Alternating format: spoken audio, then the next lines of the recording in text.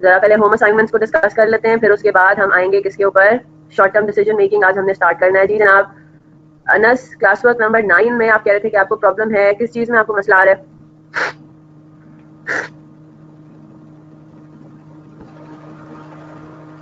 जी अनस बच्चे, class work number 9 में कहाँ पर मसला आ रहा है आपको? क्लास वर्क नंबर 9 में नहीं था कल? आप कह रहे थे ना क्लास वर्क 9 हम डिस्कस नहीं कर सके थे। अच्छा, प्रैक्टिस क्वेश्चन नंबर 1 में, चलें ठीक है, वो जरा डिस्कस करते हैं। पहले होम असाइनमेंट्स पर आ जाते हैं।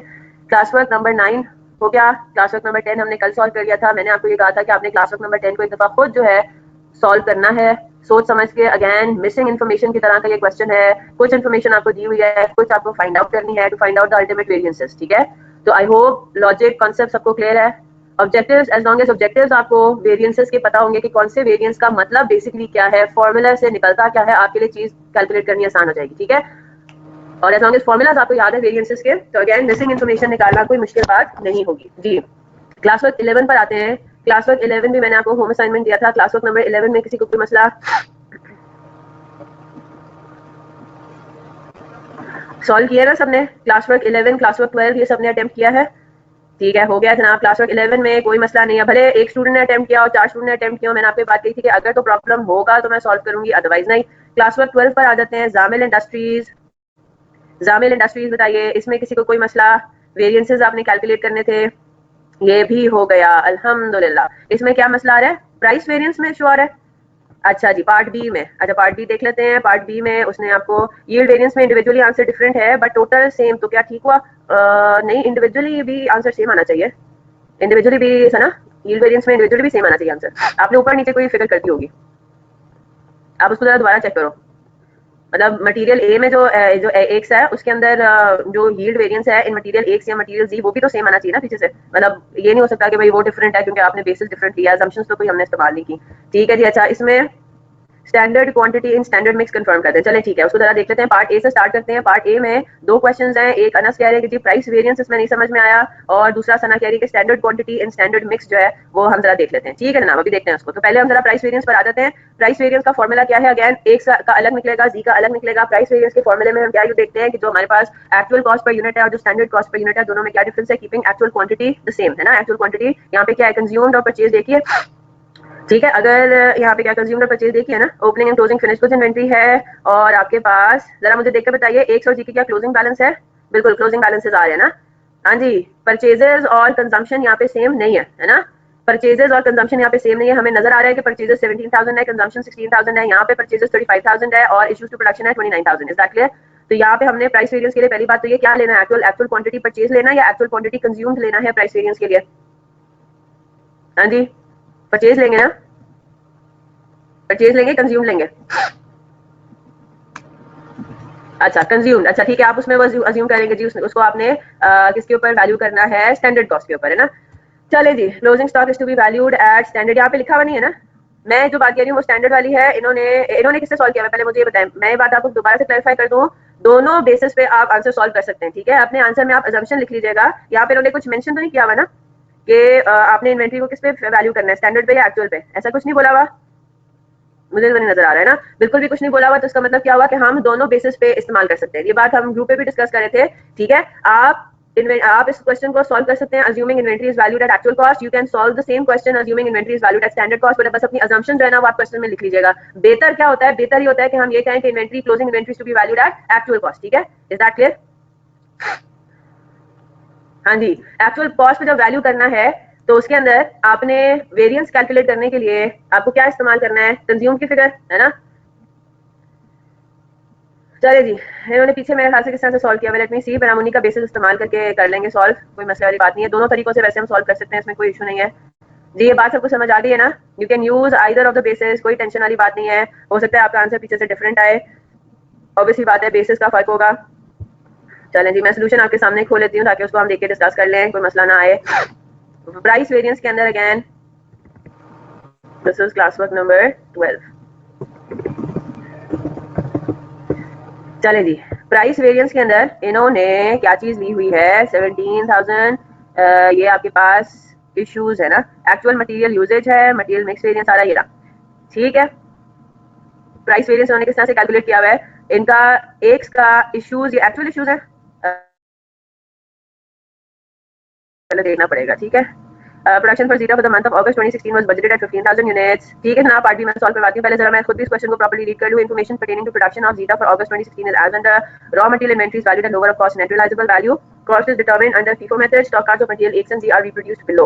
उन्होंने ओपनिंग बैलेंस आपको बताया हुआ, परचेज रिटर्न्स हैं, परचेजेस हैं, फिर इश्यूज टू प्रोडक्शन है 16,000 और 29,000 के। Actual direct wages for the month were इतना, फिक्स्ड ओवरहेड वर इतना, एक्चुअल फिक्स्ड ओवरहेड वर इतना, actual sales for zeta for the month of August 2016 was 12,000, opening and closing finish goods inventory of zeta was 5,000 and 8,500 units respectively. तो हमें यहाँ पे नजर आ रहा है कि यहाँ पे इन्वेंटरी की भी ओपनिंग और क्लोजिंग स्टॉक्स मौजूद है ना। तो हम जो मटेरियल की बात करते हैं कि भाई मटेरियल को स्टैंडर्ड कॉस्ट पे वैल्यू होना है या फिर एक्चुअल कॉस्ट पे वैल्यू होना है, उसका मतलब बेसिकली होता है रॉ मटेरियल इन्वेंटरी, ठीक है जनाब। अभी तक देखते हैं इन्होंने किस तरीके से इसको सॉल्व किया हुआ है। यहाँ से क्लास 12 दिया, ठीक है जी। इन्होंने लिया हुआ है एक्चुअल मटेरियल यूजेज और एक्चुअल प्राइसेस यूजिंग FIFO। तो इन्होंने 16,000 को इस तरह से जस्टिफाई किया हुआ है कि ऑब्वियसली बात है, अब हम अगर एक्चुअल मटेरियल की प्राइस देखें तो उसमें क्या हिसाब किताब है। जो हमने 16,000 कंज्यूम किया हुआ है उसमें से 150 रुपी पर यूनिट के हिसाब से तो 9,000 किलोग्राम तो 150 रुपी पर केजी उनकी कॉस्ट पड़ी, एक्चुअल प्राइस है ना। और जो रिमेनिंग है वो आपकी यानी कि जो 6,000 यूनिट्स है, 7,000 यूनिट्स है, वो किस पे पड़े, वो आपको 148 रुपी पर केजी उनकी कॉस्ट पड़ी, ठीक है। तो हमें क्योंकि एक्चुअल रेट और स्टैंडर्ड रेट के दरमियान डिफरेंस फाइंड आउट करना है, तो आपको नजर आ रहा है कि आपने सारे के सारे मटेरियल एक ही कॉस्ट पे थोड़ी फाइंड आउट किए है ना। वो तो आपने कुछ जो है वो खरीदे हैं 150 के हिसाब से, कुछ 148 के हिसाब से खरीदे हैं। क्लियर होगी बात, इज दैट क्लियर? यहाँ तो बात समझ आती है। तो आपने टोटल निकाल लिया 2386000। इसी तरह ए को हम लोग एक्स को पहले फोकस करते हैं। Actual material usage standard prices कितनी है, पूरी 16,000 यूनिट्स जो है। स्टैंडर्ड रेट हमने एक ही रखा हुआ था 160 रुपीज पर यूनिट। तो आपने बेसिकली दोनों का डिफरेंस निकाल लिया, सिंपल एज दैट। इसमें क्या मसला आ रहा है, हमने यहाँ पे एक्चुअल क्वांटिटी कंज्यूम्ड वाला अजम्पशन इस्तेमाल किया, ठीक है। कि हमने फॉर्मूला के अंदर क्या इस्तेमाल करना है, जो आपके पास मटेरियल प्राइस वेरिएंस है, मटेरियल प्राइस वेरिएंस का फॉर्मूला क्या बनता है। अगर हम उसको देखें तो हमने क्या पढ़ा हुआ है, actual quantity, actual rate at actual quantity, sorry standard rate at actual quantity minus actual rate at actual quantity. Yes, difference between the two. हम लोग एक मटेरियल की जब बात करते हैं तो हमें ये बात पता है कि जो एक्चुअल रेट और एक्चुअल क्वांटिटी है, इसमें बेसिकली दो बैचेस हैं, है ना। आपके पास एक्चुअल रेट्स जो इन्वॉल्व हो रहे हैं वो दो हो रहे हैं। एक हो रहा है 150 जो कि ओपनिंग स्टॉक है, और एक हो रहा है 148, ठीक है। आपने जो ड्यूरिंग द मंथ कंजम्पशन किया है वो दो डिफरेंट बैचेस से किया है, और दो डिफरेंट बैचेस के कॉस्ट पर यूनिट डिफरेंट है। तो अब हमें ऑब्वियसली बात है FIFO अप्लाई करते हुए कैसे करना है।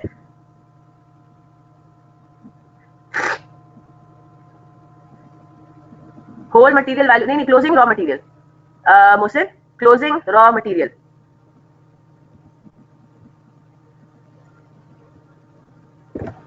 मुनीबा मैं भी एक मिनट जरा कंफ्यूज हो रही हूँ, इनकी कैलकुलेशंस को यूज करके जरा फॉर्मूला अपने सामने लेकर आए। जो मटेरियल वेरिएंसेस के फॉर्मुलाज हैं जो मैंने आपको लिखवाए हुए हैं कि जी स्टैंडर्ड पे वैल्यू या एक्चुअल पे, जरा मुझे चेक करके बताएं। प्राइस वेरिएंस में तो मेरे ख्याल से मटेरियल परचेज ही लगता है, अब मुझे भी उन्होंने सोल्यूशन से कंफ्यूज कर दिया उन्होंने। हाँ जी, मटेरियल प्राइस वेरिएंस में तो हर जगह एक्चुअल क्वांटिटी परचेज नहीं आती है ना। यहाँ पे अगर आप देखें तो दोनों सिनेरियोस के अंदर एक्चुअल क्वांटिटी परचेज, अगर इसको चेक करें फॉर्मूला के अंदर, हो सकता है मैं भूल रही हूँ या मैं कंफ्यूज कर रही हूँ इस चीज को। मटेरियल प्राइस वेरिएंस भले इन्वेंट्री एक्चुअल पे वैल्यू या स्टैंडर्ड पे वैल्यू, जरा मुझे चेक करके बताए। एक्चुअल क्वांटिटी परचेज दी है ना, हाँ परचेज दी है। फॉर्मूला जरा चेक करें मुझे, मैं जरा अपनी भी फॉर्मूला शीट में इसको देखती हूँ। परचेज नहीं आना चाहिए इसके अंदर, तो फॉर्मूले में देखा आपने? नहीं, फॉर्मूला जो लिखवाए हैं वो ठीक है, उसकी ना टेंशन लें। फॉर्मूला जो लिखवाए हैं सोफा, हमने जितने भी क्वेश्चंस किए उन्होंने यही फॉर्मूला अप्लाई किए हैं। एक second, material purchase is not equal to use inventory is valued at standard cost. Price variance में एक्चुअल क्वांटिटी परचेज्ड है, और वेरिएंस एनालिसिस मटेरियल परचेज हो गया। हमारे नोट्स भी सारे आगे पीछे हो गए। हाँ, आवर्स पेड है, इन्वेंटरी इज वैल्यूड, हाँ नहीं कंज्यूम्ड है मनीपा। मटेरियल प्राइस वेरिएंस में अगर हम इन्वेंटरी को एक्चुअल कॉस्ट पे वैल्यू करें तो कंज्यूम्ड है। सही है, सही है, इन्होंने ठीक किया हुआ है। ये तो बहुत ही वैसे हो जाता है कंफ्यूजिंग, इसीलिए मैं आपको कह रही हूँ कि आप लिख लिख के इसको याद करें, ठीक है। सही है, हम यहाँ पे क्या अज्यूम कर रहे हैं, यहाँ पे हम अज्यूम कर रहे हैं कि inventory is valued at actual cost, जो कि हमें बाय डिफॉल्ट करनी है। नहीं कंज्यूम्ड ही है, आप ना लिखें इसको। परचेज क्यों कट किया आपने, मैंने तो नहीं करवाया है ना। हाँ करेक्शन कर लें, मुनीबा ने मुझे भी कंफ्यूज कर दिया। चलें जी, अब एक मटेरियल की अगर बात करें तो पहली बात तो ये कि हमने मटेरियल कंज्यूम कितना किया, 16,000। कोई बात नहीं मुनीबा, जस्ट किडिंग, ठीक है। 16,000 हमारा मटेरियल कंज्यूम्ड है, राइट। तो हमने एक्चुअल क्वांटिटी कंज्यूम के हिसाब से देखना है। तो हमारा एक्चुअल सिनेरियो क्या है अनस, एक्चुअल सिनेरियो अगर हम देखें तो हमने 16,000 यूनिट्स मटेरियल एक के कंज्यूम किए हैं। उनकी एक्चुअल रेट क्या है, एक्चुअल रेट एक नहीं है, एक्चुअल रेट्स तो आपके पास दो है। एक बैच है जिसकी कॉस्ट पर यूनिट है 150 रुपीज, दूसरे बैच की कॉस्ट पर यूनिट है 148। यानी कि 16,000 यूनिट्स को आपने किस तरह से कंज्यूम किया है, 9,000 यूनिट्स आपने जो कंज्यूम किया उनकी कॉस्ट पर यूनिट है 150, और जो रिमेनिंग 7,000 यूनिट्स कंज्यूम किया उनकी कॉस्ट पर यूनिट है 148। तो अगर मैं total actual rate into actual quantity consumed की अमाउंट निकालूं तो वो मेरे पास कुछ यूं बनती है, 16,000 में से 9,000 यूनिट्स जो थे वो मैंने कंज्यूम किए at an actual rate of 150 plus जो रिमेनिंग 7000 यूनिट्स मैंने एक्चुअल कंज्यूम किए उनकी एक्चुअल रेट थी 148। तो मेरे पास यानी कि 16000 यूनिट्स का एक एक्चुअल रेट नहीं है बल्कि दो एक्चुअल रेट्स हैं डिफरेंट। तो मैंने टोटल कर देना ना दोनों का। Is that clear? 9000 into 150 plus कितना 7000 इंटू 148। अब बात समझ आ गई? तो ये तो मेरे पास आ गया इस फॉर्मूले का ये वाला पार्ट मटेरियल एक्स के लिए, ठीक है। फॉर्मूले का actual rate into actual quantity consume कितना है 2386000 और जो पहले वाला पार्ट है जिसमें standard rate into actual quantity consumed है तो जाहिर सी बात है मैंने स्टैंडर्ड रेट तो एक ही रखा हुआ था। मेरी एक्चुअल क्वांटिटी कंज्यूम्ड है 16000, एक्चुअल रेट मेरा कितना है 160 था शायद, राइट। तो मैंने ये कैलकुलेट कर लिया फॉर्मूले का दूसरा हिस्सा। Is that clear? दोनों के दरमियान डिफरेंस क्या है? मैंने ये कहा था कि मेरी स्टैंडर्ड रेट के हिसाब से मेरी क्या कॉस्ट होनी चाहिए 2560। एक्चुअल रेट के हिसाब से मेरी टोटल कॉस्ट कितनी है 16000 यूनिट्स कंज्यूम की 2.3 मिलियन। तो ये तो फेवरेबल बैलेंस है ना कि मैंने स्टैंडर्ड अपना ज्यादा रखा हुआ था लेकिन एक्चुअल कॉस्ट मेरी कम आई। तो इसका मतलब ये हुआ कि मेरी मटेरियल प्राइस वेरिएंस जो है ना वो पॉजिटिव है। एक्चुअली जो मेरे रेट्स मुझे पड़े वो मेरी स्टैंडर्ड रेट से कम थे। Is that clear? तो 1,74,000 का मेरे पास प्राइस वेरिएंस आ रहा है पॉजिटिव फेवरेबल एक्स के केस में। जी के केस में इसी तरह से सॉल्व करेंगे। Is that clear? फिर दूसरी चीज आप कह रही थी कि भाई स्टैंडर्ड क्वांटिटी स्टैंडर्ड मिक्स जरा एक दफा देख लें। तो स्टैंडर्ड क्वांटिटी स्टैंडर्ड मिक्स जरा सॉल्व करके देखते हैं। मटेरियल मिक्स वेरिएंस के लिए हमारे पास दो मटेरियल्स हैं एक्स और जी, राइट। तो जरा देख लेते हैं हमारे पास इन्होंने जो स्टैंडर्ड डेटा दिया हुआ है वो किस चीज का दिया हुआ है, वो कॉस्ट पर यूनिट है, ठीक है। यानी कि एक यूनिट ऑफ फिनिश गुड को मैन्युफैक्चर करने के लिए हमें 1 किलोग्राम एक्स का चाहिए और 2 किलोग्राम जी के चाहिए, ठीक है। यानी कि अगर मैं इनका स्टैंडर्ड कॉस्ट कार्ड अगर बनाऊं तो मेरे पास ये हो गया कि पर यूनिट मेरा क्या हिसाब बनता है 1 किलोग्राम और 2 किलोग्राम, यानी कि टोटल कितने मुझे चाहिए 3 किलोग्राम चाहिए, यस और नो, ठीक है। 3 किलोग्राम मुझे चाहिए। अब मैंने क्या बनाना है, मैंने इसको यूज करके स्टैंडर्ड क्वांटिटी स्टैंडर्ड मिक्स बनाना है कि एक्चुअल यूनिट्स को मैन्युफैक्चर करने के लिए मुझे कितने किलोग्राम एक्स के चाहिए कितने किलोग्राम जी के चाहिए। सिंपल हो गया। हमारे पास एक्चुअल प्रोडक्शन कितनी है? हाँ जी, एक्चुअल प्रोडक्शन कितनी है आप इस इंफॉर्मेशन को यूज करके निकाल सकते हो ना। फिनिश प्रोडक्ट की एक्चुअल प्रोडक्शन कितनी हो गई? Opening and closing finish goods inventory दिया हुआ है और इन्होंने जीता की आपको सेल्स दी हुई है 12000 में। आप माइनस करेंगे ओपनिंग स्टॉक और ऐड करेंगे क्लोजिंग स्टॉक। इसी तरह से किया रिवर्स हो जाएगा ना। ओपनिंग स्टॉक माइनस हो जाएगा और क्लोजिंग स्टॉक ऐड हो जाएगा। Let me see your formulas. एक सेकंड, फॉर्मूलाज आपके क्या हैं? चैट इधर ही है तो अटेंडीज पता नहीं लिस्ट में बार-बार खुल रही है। अच्छा जी, तो क्या आंसर आ रहा है 15500। 12000 में 8500 आपने ऐड किया और माइनस किया है, बिल्कुल ठीक। तो 15500 आपके पास आ गए एक्चुअल प्रोडक्शन, है ना। अब एक्चुअल प्रोडक्शन के लिए कितना बनता है 15500 इंटू 1, है ना, और 15500 इंटू 2। तो आपके पास टोटल जो किलोग्राम्स हैं वो आपके पास आ गए। स्टैंडर्ड क्वांटिटी स्टैंडर्ड मिक्स आ गया इन किलोग्राम्स, ये चीज। अब बताएं सना, ये आंसर नहीं आ रहा। इन्होंने क्या यूज किया हुआ है? इन्होंने देखें और कोई इंफॉर्मेशन तो नहीं है। प्रोडक्शन इन जीटा, बिल्कुल ये quantity standard quantity in standard mix किधर आ गया? हाँ ऐसे ही सॉल्व होगा सना। इसमें कहाँ मसला आ रहा है? स्टैंडर्ड क्वांटिटी मिक्स वेरिएंस का फॉर्मूला क्या है? मिक्स वेरिएंस में आपको सही बताऊं, मैं वर्बली इस तरह से फॉर्मूलाज रिकॉल करना मेरे लिए बहुत मुश्किल होता है, इसलिए मैं आपको भी कहती हूं कि आप लिख के रिकॉल करें। अब जिस तरह आप पेपर भी सॉल्व कर रहे होंगे ना, अब आपको मिक्स वेरिएंस बनाना है, ठीक है। अब आप सीधा सीधा ना मिक्स वेरिएंस के अंदर फिगर्स ना डालना शुरू कर दें, ठीक है, कि mix variance is equal to this multiplied by this multiplied by this. आप पहले उसको, जिस तरह मैं आपको पूरा प्रॉपर लिखवाती हूँ ना हर सवाल के अंदर, कि पहले हम मिक्स वेरिएंस का फॉर्मूला अपने सामने लिखें ताकि हम कोई गलती ना करें। फिगर्स पिक करना आसान है अगर आपके सामने फॉर्मूला वर्ड में लिखा होगा, ठीक है। तो मिक्स वेरिएंस का फॉर्मूला क्या बनता है? मिक्स वेरिएंस में हम मिक्सेस का डिफरेंस निकालते हैं, है ना। तो हम ये देखते हैं कि हमारे पास actual quantity in standard mix क्या होना चाहिए था minus actual quantity in actual mix हुआ क्या मल्टीप्लाइड बाय स्टैंडर्ड रेट, ठीक है। एक्चुअल क्वांटिटी अगर हम इस्तेमाल करते हैं स्टैंडर्ड मिक्स में और एक्चुअल क्वांटिटी एक्चुअल मिक्स में जो इस्तेमाल किया तो उसके अंदर डिफरेंस है। तो क्या मिक्स वेरिएंस में स्टैंडर्ड क्वांटिटी स्टैंडर्ड मिक्स तो है ही नहीं। हाँ जी बताइए सर ना। तो स्टैंडर्ड क्वांटिटी स्टैंडर्ड मिक्स में आप कहते हैं कि प्रॉब्लम है। आंसर डिफरेंट इसलिए क्योंकि आपने स्टैंडर्ड क्वांटिटी स्टैंडर्ड मिक्स इस्तेमाल किया होगा मिक्स वेरिएंस में। हाँ जी, ये तो करना ही नहीं है आपको। मिक्स वेरिएंस में ये फिगर्स तो यूज ही नहीं करनी है आपने, शायद ये इस्तेमाल करनी है। फॉर्मूला आपने गलत बताया किया यील्ड वेरिएंस के अंदर। अच्छा मिक्स ठीक है, यील्ड में मसला है। यील्ड के लिए हमें क्या क्या चाहिए? यील्ड वेरिएंस का फॉर्मूला आपके पास क्या बनता है? Standard quantity in standard mix minus actual quantity in standard mix. Mix हमने स्टैंडर्ड ही रखा मल्टीप्लाइड बाय स्टैंडर्ड रेट। अच्छा जी, standard quantity actual quantity in standard mix. Actual quantity consume कितना है? एक्स का अलग निकलेगा, जी का अलग निकलेगा ना। तो एक्स का स्टैंडर्ड क्वांटिटी एक्चुअल क्वांटिटी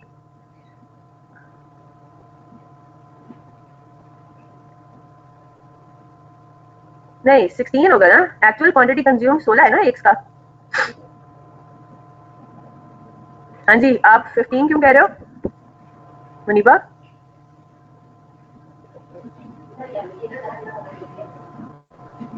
अच्छा आप actual quantity in standard mix कह रहे हो। अच्छा ठीक है ठीक है ठीक है। 16 और 29 आपका टोटल है ना।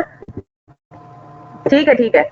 आपका टोटल एक्चुअल क्वांटिटी कितना है? 16,000 प्लस 29,000, यस। है ना। 45,000 आपका क्या है actual quantity in standard mix, actual quantity total, actual quantity total कितना है 45,000 जो आपने कंज्यूम किया है एक्स और जी का मिला के। स्टैंडर्ड मिक्स के हिसाब से कितना बनता है, हाँ जी इनका रेशो कितना है 1:3 और 2:3 है ना। तो 45,000 इंटू 1/3 और 45,000 इंटू 2/3, तो ये हमारे पास 15 और 30,000। ये नहीं यूज किया उन्होंने यील्ड वेरिएंस के लिए, लेट मी सी। यील्ड वेरिएंस के लिए इन्होंने 15,000 और पर in standard raw material usages और स्टैंडर्ड प्राइस। आप टोटल आंसर अपना मैच कर लो ना, टोटल आंसर मैच करो। मटेरियल एक्स का क्या यील्ड वेरिएंस आता है, standard quantity in standard mix है आपके पास 15,500 minus 15,000 multiplied by standard rate कितना है 160। क्या आंसर आ रहा है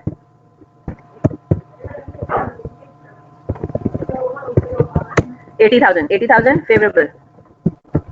ये आंसर नोट कर लीजिए, ये आपके इंडिविजुअल यील्ड वेरिएंसेस आने चाहिए। इसका स्टैंडर्ड रेट क्या है, इसका स्टैंडर्ड रेट है 210। ठीक है बिल्कुल ऐसे ठीक है। यहाँ पे भी आपके पास क्या है फेवरेबल वेरिएंस है। टोटल आपके पास 2,90,000 का फेवरेबल वेरिएंस आना चाहिए। इनका टोटल यही आ रहा है 185 आ रहा है इनका। ओ अच्छा अच्छा 210 बाई 2 यूनिट्स का, ठीक है ठीक है 2 किलोग्राम्स का ना 210/2 ठीक है 1,85,000 ठीक है। इन्होंने टोटल ये बेसिस पे किया है। ये देखो पहली बात तो ये कि आप इन दोनों अमाउंट से अपना मैच नहीं कर सकते, ठीक है। ये इसका मतलब ये नहीं है कि ये मटेरियल एक्स का है और ये मटेरियल जो है वो जी का है, ठीक है जनाब। ये जो 5.5 है और 5.7 है, by the way these do not pertain to material X and material G respectively, right. ये कुछ और इन्होंने कैलकुलेशंस की, इन्होंने बेसिकली टोटल मटेरियल का यील्ड निकाल लिया। तो हमने भी टोटल मटेरियल, हम हर वेरिएंस में टोटल भी निकाल लेते हैं, तो हमने इस तरीके से टोटल कर लिया। बेहतर है कि आप मटेरियल वाइज करो। Your answer is correct. I thought कि आपका इंडिविजुअल मटेरियल्स में आंसर डिफरेंट आ रहे हैं, इन्होंने इंडिविजुअल मटेरियल का तो निकालेंगे। चलें जी पार्ट बी पर आ सकते हैं। पार्ट बी क्या कहता है, compute applied fixed overheads and analyze under or over applied fixed factory overheads into expenditure efficiency and capacity variances। हाँ जी क्या मसला आ रहा है इसके अंदर। अनस में से फिर पूछ रहे हैं कि जी बजटेड 15,000 यूनिट से तो क्या स्टैंडर्ड यूनिट्स भी 15,000 होते हैं। मैं आपको हमेशा ये बात कहती आई हूँ कि there is nothing called standard unit. Standard units की कहीं पे कोई जरूरत ही नहीं पड़ती। यहाँ तो आपको बजटेड यूनिट्स इस्तेमाल करने होते हैं या एक्चुअल यूनिट्स इस्तेमाल करने होते हैं, ठीक है। चलें जी आपको ये मैंने फॉर्मूला लिखवा दिए हुए हैं कि जब आपके पास फिक्स ओवरहेड जो है वो गिवन हो, आपका रेट अगर गिवन हो पर यूनिट, तो क्या फॉर्मूला इस्तेमाल करना है अप्लाइड के लिए। और अगर आपके पास आवरली रेट गिवन हो ओवरहेड एब्जॉर्प्शन रेट, तो फिर आपने क्या फॉर्मूला इस्तेमाल करना है। इधर जाहिर सी बात है हमने क्या चीज मतलब दोनों तरीकों से आपके पास आंसर सेम आना चाहिए, है ना। दोनों तरीकों से आपका आंसर सेम आना चाहिए। आप लोगों ने इसमें कौन सा यूज किया हुआ है, इन्होंने यूज किया हुआ है पर आवर, ठीक है। जब आपके पास overhead absorption rate per hour होगा तो फिर आपका फॉर्मूला क्या बनता है, standard hours for actual production multiplied by standard rate, है ना। तो इन्होंने स्टैंडर्ड रेट कैसे कैलकुलेट किया, 5,40,000 डिवाइड बाय 15,000 इंटू 0.8। हाँ जी कैलकुलेशन में मसला। बजटेड ओवरहेड हमारे थे 5,40,000, 15,000 हमारे पास क्या है बजटेड प्रोडक्शन। तो ओवरहेड एब्जॉर्प्शन रेट आपका क्या बन जाता है 5,40,000 डिवाइडेड बाय 15,000 यूनिट्स। इन्होंने फिर इसको 0.8 से कहाँ पे मल्टीप्लाई किया हुआ है, इस वजह से एक यूनिट को मैन्युफैक्चर करने के लिए हमें 0.8 आवर्स चाहिए होते हैं। तो स्टैंडर्ड फिक्स्ड ओवरहेड रेट ये तो पर यूनिट निकल आता है, ये पर आवर, अच्छा हाँ उन्होंने आवरली बेसिस पे, ठीक है ठीक है उन्होंने आवर्स के हिसाब से कैलकुलेट किया। Is that clear. अगर आप चाहें तो आप पर यूनिट भी कैलकुलेट कर सकते हैं 5,40,000 डिवाइड बाय 15,000 को इस्तेमाल करके। Are you getting my point. दोनों तरीकों से आपका आंसर सेम आना है। तो सबसे पहला काम तो हम ये करते हैं, मैं मेरा अपने तरीके से ही काम करूँ क्योंकि हमेशा सोल्यूशन को देख के कंफ्यूजन ही होती है, ठीक है, समझने में थोड़ा टाइम लगता है। अप्लाइड फिक्स्ड ओवरहेड्स, अब हमने सबसे पहले क्या कैलकुलेट कर लेना है, हमारे पास 15,000 यूनिट्स है बजटेड, ठीक है। तो इसका मतलब ये हुआ कि हमारे बजटेड आवर्स कितने बनते हैं, हमें ये पता है कि जी 15,000 एक यूनिट को मैन्युफैक्चर करने के लिए 0.8 आवर्स चाहिए, यस। तो मैं यहाँ पे वर्कआउट कर लेती हूँ, बजटेड आवर्स हमारे कितने बनते हैं, बजटेड आवर्स बनते हैं 12,000, ठीक है। बजटेड यूनिट्स है 15,000, बजटेड आवर्स है 12,000। अब मैं इसको दोनों तरीकों से आपको सॉल्व करती हूँ using overhead absorption rate per unit, ठीक है। Overhead absorption rate per unit अगर हम निकालें तो हमारे पास क्या फॉर्मूला बनता है, हमारे बजटेड फिक्स्ड ओवरहेड्स कितने हैं 5,40,000 डिवाइडेड बाय बजटेड यूनिट्स कितने हैं 15,000। तो मैं अगर अपना ओवरहेड एब्जॉर्प्शन रेट रखूं पर यूनिट तो 5,40,000 डिवाइडेड बाय 15,000 आ जाता है रुपी पर यूनिट, ठीक है 36 रुपीज पर यूनिट। मेरे पास फिर इस सिनेरियो में अप्लाइड फिक्स्ड ओवरहेड का फॉर्मूला क्या बनता है, overhead absorption rate per unit multiplied by actual production, yes और नो। तो अगर मैं इस फॉर्मूले को अप्लाई करूं तो 36 rupees per unit multiplied by actual production कितनी है 15,500। आपने मुझे भी खुद ही कैलकुलेट करके बताया, तो रुपीज 5,58,000 मेरे पास बनता है अप्लाइड फिक्स्ड ओवरहेड, ठीक है। दूसरा मेरे पास फॉर्मूला क्या है, using OAR per hour, overhead absorption rate per hour के लिए ओएआर पर आवर के लिए मैं क्या करूंगी 5,40,000 डिवाइडेड बाय 12,000, है ना। तो मेरे पास ओवरहेड एब्जॉर्प्शन रेट कितना आता है 540 divided by 12,000, 45 rupees per hour पर डायरेक्ट लेबर आवर, ठीक है। अब मैंने इसके अंदर इधर मेरे पास अप्लाइड फिक्स्ड ओवरहेड का क्या फॉर्मूला होगा, मेरे पास फॉर्मूला बन जाएगा standard hours for actual production, है ना। Multiplied by OAR per unit per hour, sorry OAR per hour. हाँ जी, what is my standard hour for actual production. अब मैं स्पीड पे इसलिए जा रही हूँ क्योंकि ये सवाल सबने सॉल्व किया होना चाहिए। What is standard hours for actual production. 15,500 units अगर आपने एक्चुअली मैन्युफैक्चर किए हैं, हर यूनिट पे 0.8 आवर्स लगने हैं, तो इसका मतलब ये हुआ कि टोटल हमें स्टैंडर्ड कितना टाइम लेना चाहिए था, 12,400 आवर्स। Is that clear. तो मेरे पास यहाँ पे अप्लाइड फिक्स्ड ओवरहेड क्या बनता है, 12,400 मल्टीप्लाइड बाय 12,400 मल्टीप्लाइड बाय कितना, 45। हाँ जी, आंसर सेम आ रहा है, 12,400 मल्टीप्लाई बाय 45, 5,58,000। हाँ जी, अब बताएं इसमें क्या मसला आया। दोनों तरीकों से मैंने आपको सॉल्व करके बता दिया। 5,58,000 हमारे पास क्या है, पर यूनिट लूं या overhead absorption rate per our लूं। हाँ जी, किसको मसला था अब्दुल्ला।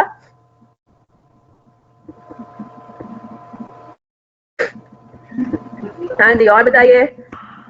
दूसरे उसमें क्या था, analyse under over applied fixed factory overhead, यानी कि एफओएच वेरिएंस को वो कह रहे हैं फिक्स्ड ओवरहेड वेरिएंस, यही तो होता है ना। फिक्स्ड ओवरहेड वेरिएंस, जो टोटल फिक्स्ड ओवरहेड वेरिएंस का आंसर आता है। एडवर्स और फेवरेबल का मतलब अंडर या ओवर अप्लाइड तो होता है, तो आपने उसको फर्दर डिवाइड करना है expenditure efficiency and capacity variances में। Simple as that. Is that clear. यहाँ तक बात समझ आ गई। अच्छा जी, अनस को फिर एक प्रैक्टिस क्वेश्चन नंबर 1 में भी मसला है, डेजी लिमिटेड। अच्छा, मैंने प्रैक्टिस क्वेश्चन नंबर 1 में से असाइनमेंट में नहीं दिया हुआ था ना, या दिया हुआ था, नहीं दिया। तो अनस, मैंने ये सारे क्वेश्चंस जो है अभी मैंने आपको यही कहना है कि हमारा जो स्टैंडर्ड कॉस्टिंग का चैप्टर है वो अल्हम्दुलिल्लाह क्लोज हो गया। ठीक है, अब आपने करना क्या है, आप लोगों में से कोई एक सबसे पहला तो ये काम करे, बल्कि एक ही नहीं, मतलब 2 या 3 लोगों की मैं रिस्पॉन्सिबिलिटी लगा देती हूँ। आप लोगों ने लिस्ट बनानी है कि हमने कौन से प्रैक्टिस क्वेश्चन हमारे रह गए। ठीक है, वो आप मुझे ग्रुप पे शेयर करेंगे क्लास के फौरन बाद, और फिर आप लोगों का होम असाइनमेंट ये होगा कि सबने उस लिस्ट को, जो मैं फाइनली ग्रुप पे शेयर करूंगी, सबने उस लिस्ट को देखते हुए वो सारे क्वेश्चन अटेम्प्ट करने, जिसमें ऑब्वियसली प्रैक्टिस क्वेश्चन नंबर 1 भी आ जाएगा। ठीक है ना, और वो फिर हम इंशाल्लाह, आज क्या सैटरडे है, मैं आपको 3 दिन दूंगी, Sunday Monday Tuesday, to attempt the remaining practice questions. ठीक है, to attempt the remaining practice questions. फिर हम इंशाल्लाह वेडनेसडे या थर्सडे को उनको एक दफा डिस्कस कर लेंगे, या तो क्लास में, या फिर मैं एक्स्ट्रा क्लास उसके लिए रख दूंगी असाइनमेंट डिस्कशन के लिए। ठीक है, बल्कि एक्स्ट्रा क्लास जो रखूंगी उसके अंदर हम बजटिंग और स्टैंडर्ड कॉस्टिंग दोनों के हम जो छोटे मोटे क्वेश्चन है उनको अटेम्प्ट कर लेंगे, इंक्लूडिंग द असाइनमेंट। ठीक है ना, तो एक्स्ट्रा क्लास मैंने रखनी है, मैंने आप लोगों से तुम्हें की हुई है कि भाई बजटिंग की मैंने एक एक्स्ट्रा क्लास रखनी है, तो उस एक्स्ट्रा क्लास के अंदर फिर हम बजटिंग और स्टैंडर्ड कॉस्टिंग को मिला लेंगे। तो स्टैंडर्ड कॉस्टिंग पे हमने नया नया रिवाइज किया हुआ होगा, पढ़ा हुआ होगा, प्रैक्टिस क्वेश्चन में जो डिस्कशन प्रॉब्लम आ रही होंगी वो भी हम डिस्कस कर लेंगे। ठीक है, डे ज्यादा दे दूं, चले आप वेंसडे तक ले लें, संडे मंडे ट्यूसडे वेंसडे, मैं थर्सडे को एक्स्ट्रा क्लास रख लूंगी। ठीक है, मैं थर्सडे को रख लेती हूँ एक्स्ट्रा क्लास। ठीक है, तो थर्सडे को हम एक एक्स्ट्रा क्लास रख लेते हैं बजटिंग और स्टैंडर्ड कॉस्टिंग पे, जिसके अंदर अब आपने कौन, मुझे ये रिस्पॉन्सिबिलिटी कौन लेगा, 2 लोग मुझे एटलीस्ट चाहिए, ताकि लिस्ट में मतलब मुझे कोई मसला ना आए, मैं भी ऑब्वियसली उसे चेक कर लूंगी। तो एक तो है हमारे जनाब मोहम्मद शाहरुख, है ना। मोहम्मद शाहरुख तो माशाल्लाह से वेरी गुड, मतलब वेरी अप्रिशिएटेबल कि वो हमें हर क्लास के बाद होम असाइनमेंट जो है वो शेयर कर देते हैं ग्रुप पे, ताकि किसी के पास ये बहाना ना हो कि हमें पता ही नहीं था कि होम असाइनमेंट क्या है ना। तो एक तो मोहम्मद शाहरुख जो है, जब नया चैप्टर शुरू हो जाता है तो फ्लो में, अच्छा मुझे देखो, मैं बार बार आपको ये चले एक काम ही करते हैं, आज आप लोगों की ऑडिट की क्लास भी नहीं है ना, और आज वैसे भी मेरा एक सेशन भी आएगा आप में रिलेटेड टू दिस पॉइंट। ठीक है, तो हम ना थोड़ा सा 5-10 मिनट में फिर आप लोगों को थोड़ा सा जिसमें भी वो बात समझनी होगी कि क्या स्ट्रैटेजी रखें, तो रिकॉर्डिंग ऑफ करके फिर हम आराम से जो है 5-10 मिनट, क्या हम आधा पौना घंटा भी ले सकते हैं, जितना भी आप चाहें, क्योंकि उसमें ऑब्वियसली बातें रिकॉर्डिंग नहीं होगी, बैक मैनेजमेंट को भी इतना कोई इशू नहीं होगा, क्योंकि क्लास इतनी लंबी होगी। ठीक है, तो ये जो पॉइंट है ना पढ़ाई वाला, इसको हम दोबारा से डिस्कस करेंगे इफ यू गाइस वांट। और मुझे पता है खुशी हो रही होगी, उसमें तो हम बड़े जो है ना ऑफ द टॉपिक जो बातें कर रहे हो, तो वैसे बड़े मसले नहीं होते ना, क्लास भले 2 घंटे की हो जाए, है ना, बस पढ़ाई ना करनी हो। चलें जी, तो एक तो मोहम्मद शाहरुख हो गए जिन्होंने हमें लिस्ट शेयर करनी है ग्रुप में, प्रैक्टिस क्वेश्चंस कौन कौन से रह गए हैं। ठीक है, सिर्फ रहने वाली आपने करनी है। और दूसरी कौन ले लेती है, सना रूज। ठीक है, सना आप रिस्पॉन्सिबिलिटी ले लेते हो ये भी, तो आप दोनों ने क्या करना है, अपनी अपनी लिस्ट बनानी है। उन प्रैक्टिस क्लास वर्क तो हम सारे कर चुके हैं, प्रैक्टिस क्वेश्चंस के ऊपर फोकस करना है, ताकि फिर वो हम फाइनलाइज कर दें कि भाई होम असाइनमेंट जो आपके 4 दिन आपको दिए जा रहे हैं, उसमें आपने कौन कौन से क्वेश्चंस अटेम्प्ट करने हैं, और उन क्वेश्चंस को हमने लाजमी डिस्कस करना है फिर थर्सडे को इंशाल्लाह। ठीक है, चले जनाब, तो अब हम आते हैं अपने अल्हम्दुलिल्लाह standard costing and variance analysis, जो वन ऑफ द भाऊ टॉपिक्स था, वो भी हमारा खत्म हो गया। अभी आखिरी भाऊ हिस्सा हमारा रहता है, और वो क्या है, स्टैंडर्ड कॉस्टिंग। और स्टैंडर्ड कॉस्टिंग हो गया शॉर्ट टर्म डिसीजन मेकिंग। अब शॉर्ट टर्म डिसीजन मेकिंग में छोटे छोटे जो है वो 3 चैप्टर्स हमने इंशाल्लाह कवर कर देने in the span of the next 10 days around. ठीक है इंशाल्लाह, तो उसमें जो हमारा पहला चैप्टर जो हम कवर करने जा रहे हैं, ये शॉर्ट टर्म डिसीजन मेकिंग के अंदर अगेन बहुत इंटरेस्टिंग है, मैं आपको बता रही हूँ। ये हमारे पास शॉर्ट टर्म डिसीजन मेकिंग है। ठीक है, और शॉर्ट टर्म डिसीजन मेकिंग के अंदर आगे हम पहले अपने हिस्से पे, जो कि क्या है, रेलेवेंट कॉस्ट। ठीक है, अब सबसे पहली बात तो ये रेलेवेंट कॉस्ट का जो कॉन्सेप्ट है वो आप लोगों के लिए इंटायरली ऐसा नहीं है कि आप लोगों को पता ही नहीं है। ठीक है, आप लोगों ने जो रेलेवेंट कॉस्ट का जो कुछ चीजें हैं वो आप लोगों ने पहले से पढ़ी हुई हैं। ठीक है, जैसे फॉर एग्जांपल आपको पता है कि जब हम ईओक्यू पढ़े थे, इकोनॉमिक ऑर्डर क्वांटिटी, तो उसमें भी हमने ये चीज देखी थी कि भाई मतलब कोई भी डिसीजन करने के लिए हमने कौन सी कॉस्ट रेलेवेंट है, कौन सी कॉस्ट हमारे लिए इररेलेवेंट है ना। तो यहाँ पे अब हम रेलेवेंट कॉस्ट को थोड़ा फर्दर डिटेल में देखने जा रहे हैं कि इसका क्या मतलब हुआ कि भाई कौन सी कॉस्ट रेलेवेंट है, कौन सी कॉस्ट इरेलेवेंट है। तो just give me a minute, मैं जरा यहाँ पे रूल्स लिखे हुए हैं वो निकालूं, फिर हम इंशाल्लाह इसको स्टार्ट करते हैं।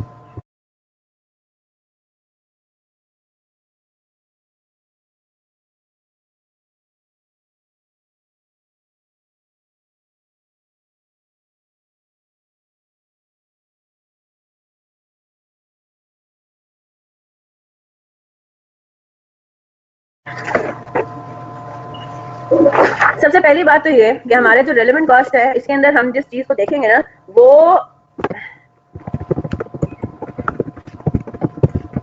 किस चीज को देखते हैं, टू इवेलुएट वन ऑफ या स्पेशल या नॉन रिकरिंग ऑर्डर्स या प्रपोजल्स।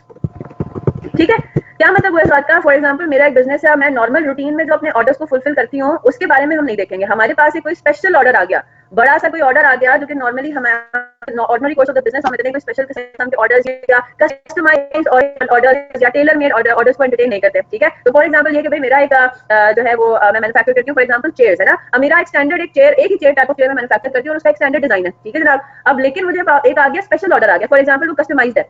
उसमें वो कह रहे हैं कि जी नॉर्मली तो आप हैंडल्स बनाते हो, मुझे हैंडल्स नहीं चाहिए, मुझे बगैर हैंडल्स के बगैर आर्मरेस्ट की मुझे चेयर्स चाहिए, फॉर एग्जांपल है ना। अब इस तरह की चीज हमारे रूटीन से हटकर है, तो अब ऐसे ऑर्डर को इवैल्यूएट करने के लिए फिर हम किस तरीके से डिसीजन लेंगे वेदर वी शुड एक्सेप्ट और रिजेक्ट द प्रपोजल, उसके अंदर फिर हमने रेलेवेंट कॉस्ट को देखना है। ठीक है, तो relevant cost are used to evaluate one off special या नॉन रिकरिंग। नॉन रिकरिंग का मतलब रिकरिंग होती है जो होती रहती है, ठीक है, होता रहता है ऐसा काम जो आप कंटिन्यूअसली करते रहते हो, राइट। लेकिन नॉन रिकरिंग ऐसा होता है कि जो नॉर्मली आप करते नहीं रहते, ये दिन में मतलब साल में एक या दो दफा ही अकर होता है। Is that clear? ठीक है जी।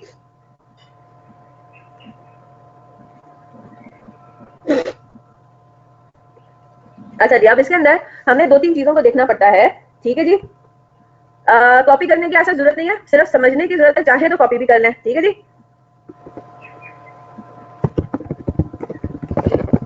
ये कुछ पॉइंट्स हैं लेकिन बहुत ही लॉजिकल पॉइंट्स हैं।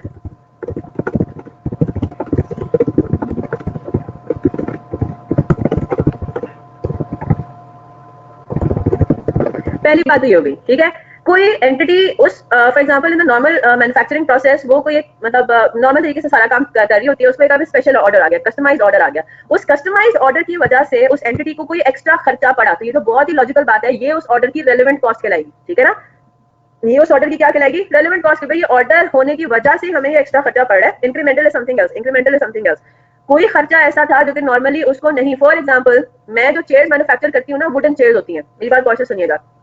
और आपको पता है ना कुछ कुर्सियां होती हैं जो कि बस उसी अपनी ओरिजिनल हालत में, यानी कि बस उसको हम वार्निश पॉलिश कर देते हैं, दैट्स इट, उसके अंदर लकड़ी का डिजाइन नजर आ रहा होता है। ठीक है, बात समझ आ रही है ना, जो नॉर्मल फर्नीचर में होता है। ठीक है, फॉर एग्जांपल मैं जो नॉर्मल काम करती हूँ ना, मैं उसी तरह की कुर्सियां बनाती हूँ कि उसमें लकड़ी का डिजाइन सब नजर आ रहा होता है, सिर्फ उसको मैंने लकड़ी को मैंने चेयर की फॉर्म देनी और उसको मैंने पॉलिश कर देना, दैट्स इट। अब मुझे एक स्पेशल ऑर्डर आया कि आपने जो कुर्सियां है ना वो मुझे पेंट करके देनी, जैसे नॉर्मली छोटे बच्चों के स्कूलों में होता है ना, उधर नॉर्मली अगर आप देखो तो वो कुर्सियों का स्टाइल कलरफुल सी होती है, ब्लू होता है, रेड होता है, येलो होता है। अब मुझे जो उन कुर्सियों का ऑर्डर आया ना, उसने कहा कि भाई हमें लकड़ी का डिजाइन, हमें पॉलिश कुर्सियां नहीं चाहिए, हमें पेंटेड कुर्सियां चाहिए। मुझे बात बताइए, जो पेंट खरीदने का खर्चा है क्या वो नॉर्मली मैं इनकर करती हूँ? नहीं, है ना। Normally in the ordinary course of my business I do not purchase paint. Yes, मैं ऑर्डर फुलफिल करने के लिए अब जो पेंट खरीदूंगी वो मेरी एक्स्ट्रा कॉस्ट कहलाएगी, वो मेरी इंक्रीमेंटल समथिंग एल्स। अभी हम इंक्रीमेंटल पर भी आएंगे। ठीक है, वो मेरी एक्स्ट्रा कॉस्ट कहलाएगी, नॉर्मली मैं वो कॉस्ट इनकर करती नहीं हूँ, तो वो मैं क्या कहूंगी कि ये मेरी रेलेवेंट कॉस्ट है। ठीक है, फिर इसके अलावा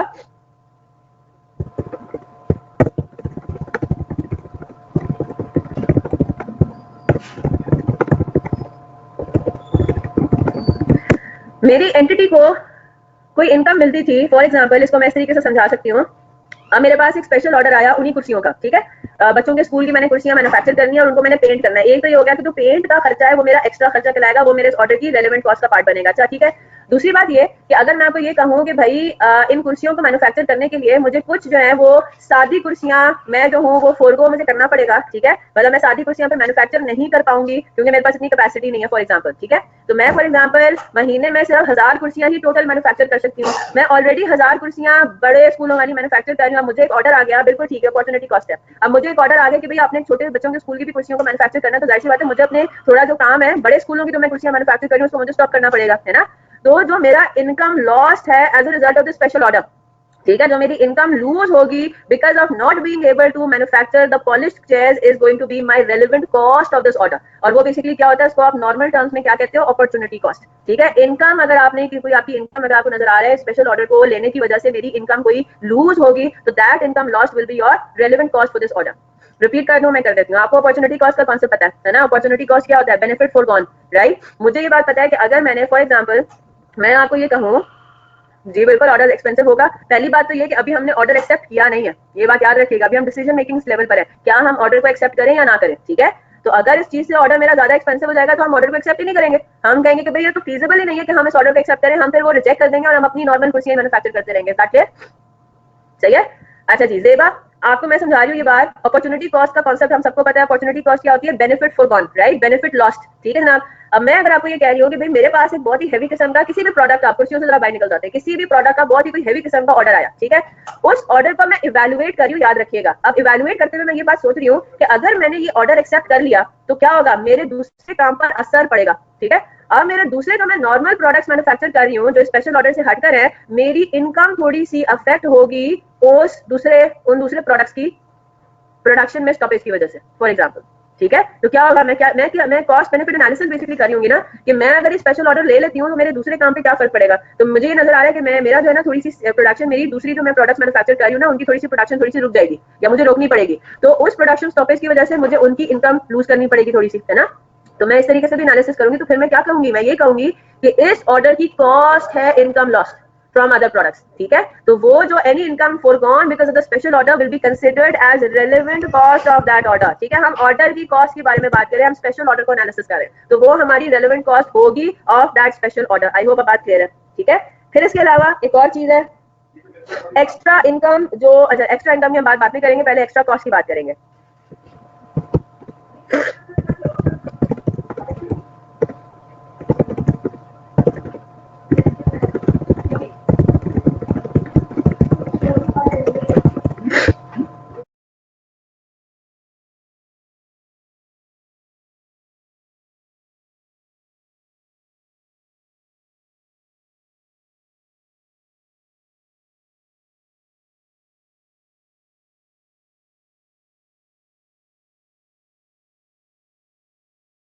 चलें जी, आप क्या सवाल पूछ रहे हैं। नेट प्रॉफिट जो फोरगॉन हुआ, नहीं जनाब, इनकम, सिर्फ इनकम की हम बात करें, हम नेट कॉस्ट की बात नहीं कर रहे। हम जरा स्पेसिफिक आइटम्स, हम स्पेसिफिक कंपोनेंट्स को पहले फोकस कर रहे हैं। हम इनकम, नॉर्मली कंट्रीब्यूशन मार्जिन होता है, प्रॉफिट नहीं होता, कंट्रीब्यूशन मार्जिन होता है। ठीक है, क्या होता है कंट्रीब्यूशन मार्जिन, हम आगे जाके डिटेल में पढ़ेंगे इसको।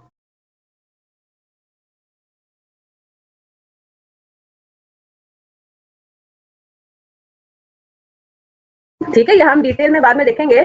Any increase in cost due to special order, वो भी आपकी रेलेवेंट कॉस्ट होगी। अब इंक्रीज इन कॉस्ट से आपको आई होप बात समझ में आ गई। इंक्रीमेंटल कॉस्ट है समथिंग एल्स। ठीक है, पहले आपकी कॉस्ट पहले भी होती थी। ठीक है, आपकी कॉस्ट पहले भी इनकर होती थी, लेकिन अब इस ऑर्डर को एक्सेप्ट करने की वजह से वो कॉस्ट बढ़ गई। जैसे फॉर एग्जाम्पल मैं आपको ये कहूँ कि मेरा पहले बिजली का बिल आता था 1.2 मिलियन रुपीज पर मंथ, चले 1.2 मिलियन ज्यादा हो गया, 1,20,000 रुपीज पर मंथ। ठीक है, या 1,50,000 डॉलर। ठीक है, हर महीने मेरा जो एक ऑन एन एवरेज मेरा 1,50,000 रुपीज पर मंथ के यूटिलिटी बिल्स आते थे, है ना। अब इस स्पेशल ऑर्डर करने की वजह से मुझे एक स्पेशल मशीनरी लेनी पड़ेगी, और वो स्पेशल मशीनरी क्या होगी। जी आवाज आ रही है सबको। हाँ जी,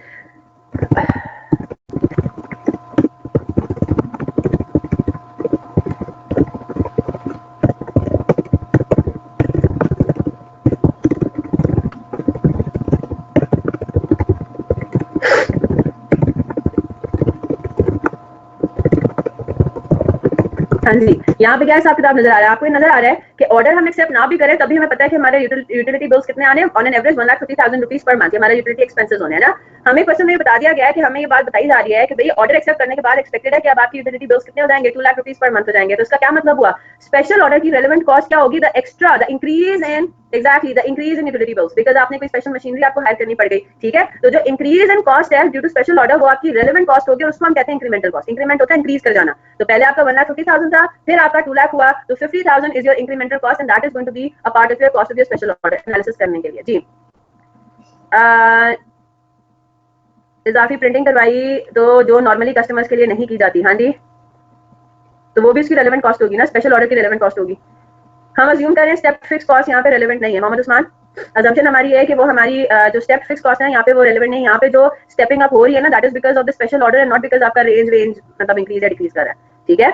तो step fix cost is assumed कि यहाँ पे बिल्कुल हमने सिंपल assumptions, बेसिक assumptions बहुत सिंपल हमने लेनी है। हमारी इंक्रीज इन दिस क्या कहते हैं in fix cost is because of the special order, ठीक है। स्टेप फिक्स कॉस्ट ये होता है ना कि आपको पता होता है कि भाई इस एक्टिविटी रेंज में रहेंगे तो फिक्स कॉस्ट इतनी होगी, फिर हमारा एक्टिविटी लेवल उससे बढ़ जाएगा तो बढ़ जाएगी फिक्स कॉस्ट, फिर बढ़ेगा तो फिर बढ़ेगी, राइट। तो वो स्पेसिफिक रेंज के लिए हम कहते हैं कि वो फिक्स रहती है, अदरवाइज इट चेंजेस, राइट। तो वो हम अज्यूम करते हैं यहाँ पे कि यहाँ पे रेंज नहीं, फिर भी हो सकती है मुझसे ना, ये सारी चीजें हमने डिस्कस करनी है, फिर भी हमारी इनकम थोड़ी सी फोगो हो सकती है, ठीक है। किस तरीके से वो सब अभी देखेंगे। अभी ये इतना सिंपल नहीं है, इतना स्ट्रेट फॉरवर्ड नहीं है कि मैंने बस ये रूल दिखवाया और बस ये सब चीजों पर अप्लाई हुआ। जब क्वेश्चन आपके सामने आएगा ना आप देखोगे कि नंबर 1 चीजें क्लियर रखेंगे ना तो बहुत सिंपल है सवाल, ठीक है। और नंबर 2 इंटरेस्ट से लेके सॉल्व करेंगे तो बड़ा मजा आएगा, बिल्कुल एक सेठ बन के जो है आपने खुद उस चीज को देखना है कि आपके पास अगर अब आपको इतनी अकाउंटिंग आ गई है, इतना थोड़ा बिजनेस का भी समझ में पढ़ना शुरू हो गया होगा कि बिजनेस ऑपरेट किस तरह से होना है, प्रॉफिट मोटिव हमारा जो होता है, प्रॉफिट मोटिव को मद्देनजर रखते हुए अगर आपके सामने 3 ऑप्शन आ जाए, आपने ये करना है या ये करना है या ये करना है, तो फिर कौन सा ऑप्शन सिलेक्ट करेंगे। आप खुद भी अपनी पर्सनल लाइफ में ये चीज देखते हो, आपके लिए जो सबसे कम कॉस्ट वाली चीज होती है या सबसे ज्यादा जिसमें प्रॉफिट आपको मिलता है आप उसी चीज को जाते हो ना, you try to accept that, right. तो आपने यहाँ पे भी यही डिसीजन मेकिंग में करना होता है कि जिस ऑप्शन का रेलेवेंट कॉस्ट सबसे कम होगा या जिस ऑप्शन से आपको प्रॉफिट सबसे ज्यादा आपका इंक्रीज होगा, जैसे वो आपने ऑप्शन सिलेक्ट करना है। अब उसके लिए क्या रेलेवेंट कॉस्ट लेनी है वो चीजें हमें देखनी है, ठीक है। Increase in cost due to special order, ये हमारे पास हो जाएगा इंक्रीमेंटल कॉस्ट, ठीक है। अच्छा, फिर उसके बाद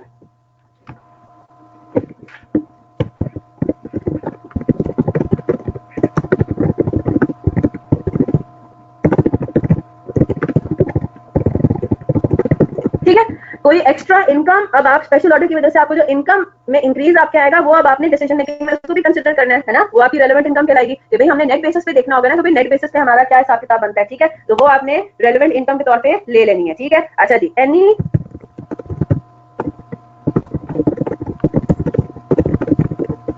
हाँ जी, कॉस्ट कोई नॉर्मली होती थी, खर्चा होता था, लेकिन उस स्पेशल ऑर्डर की वजह से अब वो कॉस्ट इनकम नहीं होगी, तो ये भी क्या कहलाएगी, रेलेवेंट इनकम कहलाएगी, है ना, relevant income of that special order,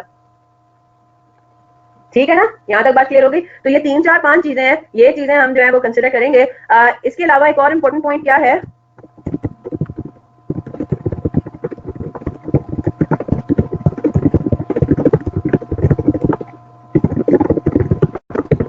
मैं आपको ये कह रही हूँ कि भाई मेरे पास एक प्लांट एंड मशीनरी है, ठीक है। मेरे पास एक प्लांट एंड मशीनरी है, वो मैंने 10 साल पहले खरीदी थी 10 मिलियन रुपीज की, ठीक है। अब मेरे पास एक स्पेशल ऑर्डर आया और मैंने स्पेशल ऑर्डर के लिए उस प्लांट एंड मशीनरी को इस्तेमाल किया, तो क्या वो जो प्लांट एंड मशीनरी से रिलेटेड जितने भी मैंने खर्चे कर दिए हैं, फॉर एग्जाम्पल इसमें हमने डेप्रिसिएशन वगैरह को तो कंसिडर करना ही नहीं है ना, इस बारे में भी अभी डिस्कशन करनी है। तो जो प्लांट एंड मशीनरी खरीदने का खर्चा था, क्या वो मेरे स्पेशल ऑर्डर की कॉस्ट का पार्ट बनेगा, तो सवाल उठता है नहीं, ठीक है। ऐसा कॉस्ट जो कि आपने ऑलरेडी इनकर कर लिया है, पास में वो इनकर हो चुका है, स्पेशल ऑर्डर की वजह से वो चीज आपने खरीदी नहीं थी, वो पहले से खरीद के आपने रखी हुई है, तो उस चीज का भले आप इसको इस्तेमाल करें ना करें स्पेशल ऑर्डर में, वो इंटायरली इररेलेवेंट हो जाता है। एक तो पॉइंट ये हो गया। दूसरा इंपॉर्टेंट पॉइंट क्या होगा,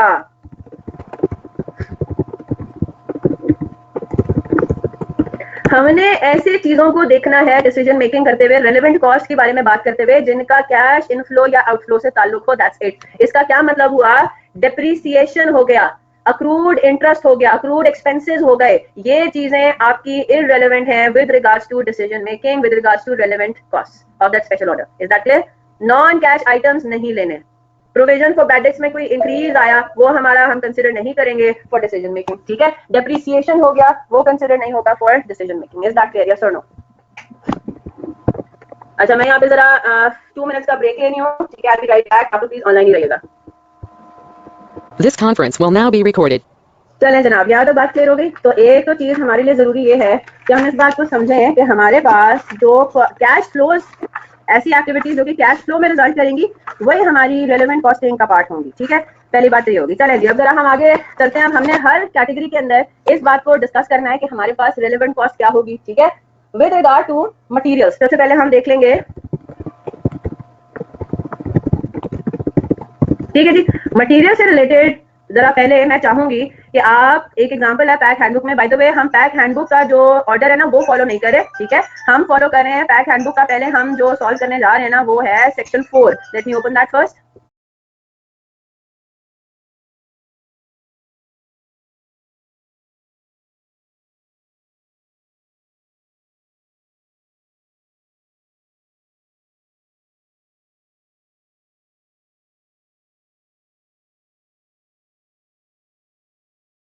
ठीक है, तो आप लोग जरा अपने पास ये नोट कर लें कि हमने जो अपना short term decision making start किया है वो हमने स्टार्ट किया है सेक्शन नंबर 4 से, शॉर्ट टर्म डिसीजन, पे कैपेसिटी डिसीजन, एक्सेप्ट या रिजेक्ट करने का। ठीक है, तो सेक्शन नंबर 4 में सबसे पहले मैं आपको लेकर आऊंगी इस फ्लो चार्ट को डिस्कस करने से पहले मैं आपको एक छोटी सी एग्जांपल आपके सामने रखना चाह रही हूँ, उससे आपको इंशाल्लाह बातें बहुत हद तक क्लियर हो जाएंगी। ठीक है, हम आ जाते हैं किसके ऊपर, क्लास वर्क नंबर 9। वैसे तो मैंने आपको सॉल्व करवाना था खुद से, या चले पहले इस वाली एग्जांपल को देख लेते हैं, एग्जांपल है ताकि इसको हम यहीं पे देख के सॉल्व कर लें। ठीक है, मेसर्स शाहीन लिमिटेड है ये, पेज नंबर 368 की। ठीक है, messrs Shaheen limited is a, नहीं जनाब ये दोबारा क्यों पढ़ेंगे, उसके क्वेश्चंस हो सकते हैं लेकिन हमने दोबारा समझना तो नहीं है ना। Messrs. Shaheen Limited is a manufacturer working below capacity. Its marketing manager would like to fill up capacity by taking extra work at low price. A potential customer has offered to buy 10,000 units of EF. EF हमारा product होगा final. Each unit of EF requires 2 units of material C and 5 units of material D. The stock position of the materials are as follows. अब इन्होंने क्या कहा है कि हमें, मुझे बताइए 1000 यूनिट्स का हमारे पास एक ऑर्डर आ रहा है। ठीक है, तो हमें कितने यूनिट्स मटेरियल सी के चाहिए, 2 यूनिट्स यानी कि 2000 units of material C and 5000 units of material D are required. ठीक है ना, अब हम जरा देख लेते हैं मटेरियल सी के यूनिट्स इन स्टॉक कितने हैं, 1500, और मटेरियल डी के यूनिट्स इन स्टॉक कितने हैं, 4000। हमें रिक्वायर्ड कितने हैं, 2000 और 5000। ठीक है, यानी कि हमें नजर आ रहा है कि हमें एडिशनल परचेज करने की जरूरत पड़ेगी, यस और नो। ठीक है, फिर इसने आपको ये बताया है original purchase price per unit, ये जो 1500 यूनिट्स इन स्टॉक है इनको जब आपने खरीदा था तो आपने खरीदा था 30 रुपए पर यूनिट के हिसाब से, और जो ये 4000 यूनिट्स है इनको जब खरीदा था तो ये खरीदा था 20 रुपीज पर यूनिट के हिसाब से। ठीक है, तो अगेन क्या होगी, हमारे दिमाग में पहली बात तो ये आएगी कि क्या इस ऑर्डर को एक्सेप्ट करना है या रिजेक्ट करना है, उसके लिए हमें एग्जिस्टिंग एसेट्स की क्या कॉस्ट पड़ी थी, वो तो हमारी संक कॉस्ट होती है, वो तो हमारी इररिलेवेंट होगी है ना। हमें ये देखना है कि हमें इस ऑर्डर के एक्सेप्ट या रिजेक्ट करने की वजह से फ्यूचर में हमारा क्या इफेक्ट आएगा। ठीक है, तो जरा हम देखते हैं current replacement price per unit, what is meant by replacement price, कि अगर आपके पास ये स्टॉक ना मौजूद होता और इस स्टॉक को खरीदने के लिए फिर आपको कितने पैसे पे करने पड़ते। ठीक है, यानी कि रिप्लेस करने के लिए आपको क्या जो है वो कॉस्ट, इन अदर वर्ड्स आपकी होती है करंट परचेज प्राइस नॉर्मली होती है। ठीक है, ठीक है, नॉर्मली ये क्या होती है, करंट परचेज प्राइस या current variable manufacturing cost, not या फेयर वैल्यू मार्केट वैल्यू, या यू कैन से दैट। ठीक है, तो लेकिन इसको हम इन टर्म्स में क्या कहते हैं, current replacement price per unit. तो 35 और 25 रुपीज यानी कि इसकी करंट जो है ना वो प्राइस चल रही है मार्केट के अंदर। ठीक है, डिस्पोजल वैल्यू पर यूनिट क्या है, 24 या 18। अच्छा मेरी बात गौर से सुनिएगा, आगे हमें वो मतलब इंपॉर्टेंट इन्फॉर्मेशन देगा, उसी के बेसिस पे हम इस चीज को सॉल्व कर सकते हैं, उसके बगैर अब हम सिर्फ इस टेबल को देके हम कोई फाइनल डिसीजन नहीं लेंगे। ठीक है,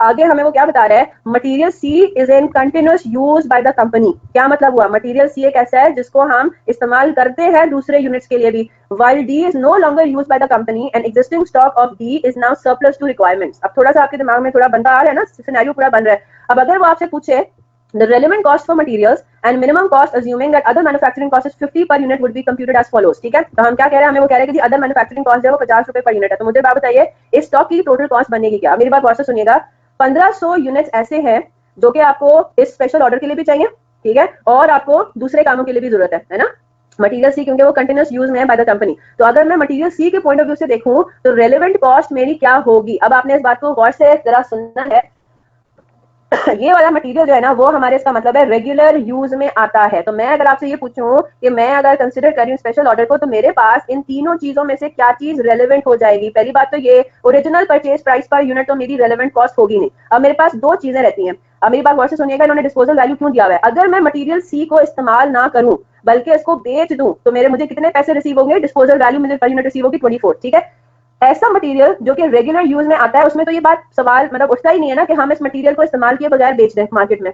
बात समझ आ रही है, मटेरियल सी भी मेरे पास स्टॉक में पड़ा हुआ है 1500 यूनिट्स। अब आपको ये बात पता है कि ये मटेरियल सी अगर स्पेशल ऑर्डर में इस्तेमाल नहीं होगा तो हमारी बिजनेस में इस मटेरियल सी की और भी यूजेस मौजूद है ना, हम इस मटेरियल सी को कहीं और इस्तेमाल कर लेंगे, यस और नो, ये क्योंकि रेगुलर यूज में है। ठीक है, तो इस मटेरियल को, मटेरियल सी के 1500 यूनिट्स को मैं एज इट इज मार्केट में जाके बेच दूं और डिस्पोजल वैल्यू अर्न कर लूं, ये तो मेरे पास कोई ऑप्शन बनता ही नहीं है। ठीक है, मैंने क्या करना है, मटेरियल सी के लिए मेरे पास एग्जैक्टली मटेरियल सी की मेरी कॉस्ट क्या होगी। अब जरा इधर देखते हैं, मैंने क्या करना है, material C is in continuous use of the company and material required to manufacture 1000 EF should be bought from outside. ठीक है, तो हमारे पास इसकी रेलेवेंट कॉस्ट क्या हो जाएगी, मुझे स्पेशल ऑर्डर के लिए मटेरियल सी टोटल कितना चाहिए, 22,000 यूनिट्स चाहिए, और इस 2000 यूनिट्स के लिए मैंने क्या ले लिया, current replacement cost per unit. तो मैं ये कहूंगी कि मटेरियल सी के पॉइंट ऑफ व्यू से स्पेशल ऑर्डर की कॉस्ट कितनी हो जाएगी, 70,000 रुपीज, यानी कि यहाँ पे मैंने क्या ले लिया, मटेरियल रिप्लेसमेंट कॉस्ट। ठीक है, परचेज कॉस्ट इसकी जो है।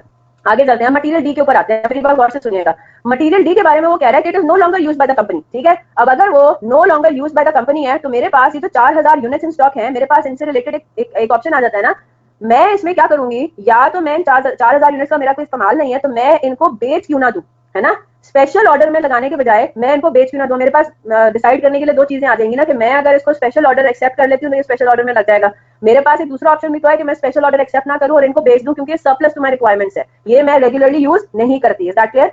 तो अब यहाँ पे मुझे अपॉर्चुनिटी कॉस्ट यहाँ पे थोड़ी सी कंसिडर करनी पड़ जाएगी। तो इधर आ जाए एग्जांपल पे, मटेरियल डी के पॉइंट ऑफ व्यू से पहली बात तो ये 1000 यूनिट्स को मैन्युफैक्चर करने के लिए मुझे 5000 units of material D required है ना, जिसमें से 4000 units are already in stock. अब मैंने क्या करना है, if the offer is not accepted, 4000 units of material D could be sold at 18 rupees per unit. The balance of 1000 units would be bought at current replacement cost. ठीक है, तो मैंने क्या करना है, जो 4000 यूनिट्स हैं उनकी मेरी रेलेवेंट कॉस्ट हो जाएगी opportunity cost. Is that clear? ये जो 4000 यूनिट्स मेरे पास ऑलरेडी स्टॉक में मौजूद है, नंबर 1 मैंने इनकी संक कॉस्ट को तो कंसिडर करना ही नहीं है। नंबर 2, क्योंकि ये 4000 यूनिट्स मेरे किसी और इस्तेमाल में नहीं होंगे, इसलिए मुझे इनको अलग से इस स्पेशल ऑर्डर के लिए कहीं से नया स्टॉक कहीं से खरीदने की जरूरत नहीं, मेरे पास ऑलरेडी जो स्टॉक में मौजूद है मैं उसी को इस्तेमाल कर लूंगी। तो जो करंट रिप्लेसमेंट कॉस्ट है वो मेरे लिए किस्म की इरेलेवेंट हो जाएगी। मेरे पास ये जो 4000 यूनिट्स हैं इनकी रेलेवेंट कॉस्ट क्या हो जाएगी, अपॉर्चुनिटी कॉस्ट लॉस, यानी कि डिस्पोजल वैल्यू जो मैं अर्न कर सकती थी इन 4000 यूनिट्स को बेच के, वो मेरी रेलेवेंट कॉस्ट हो जाएगी।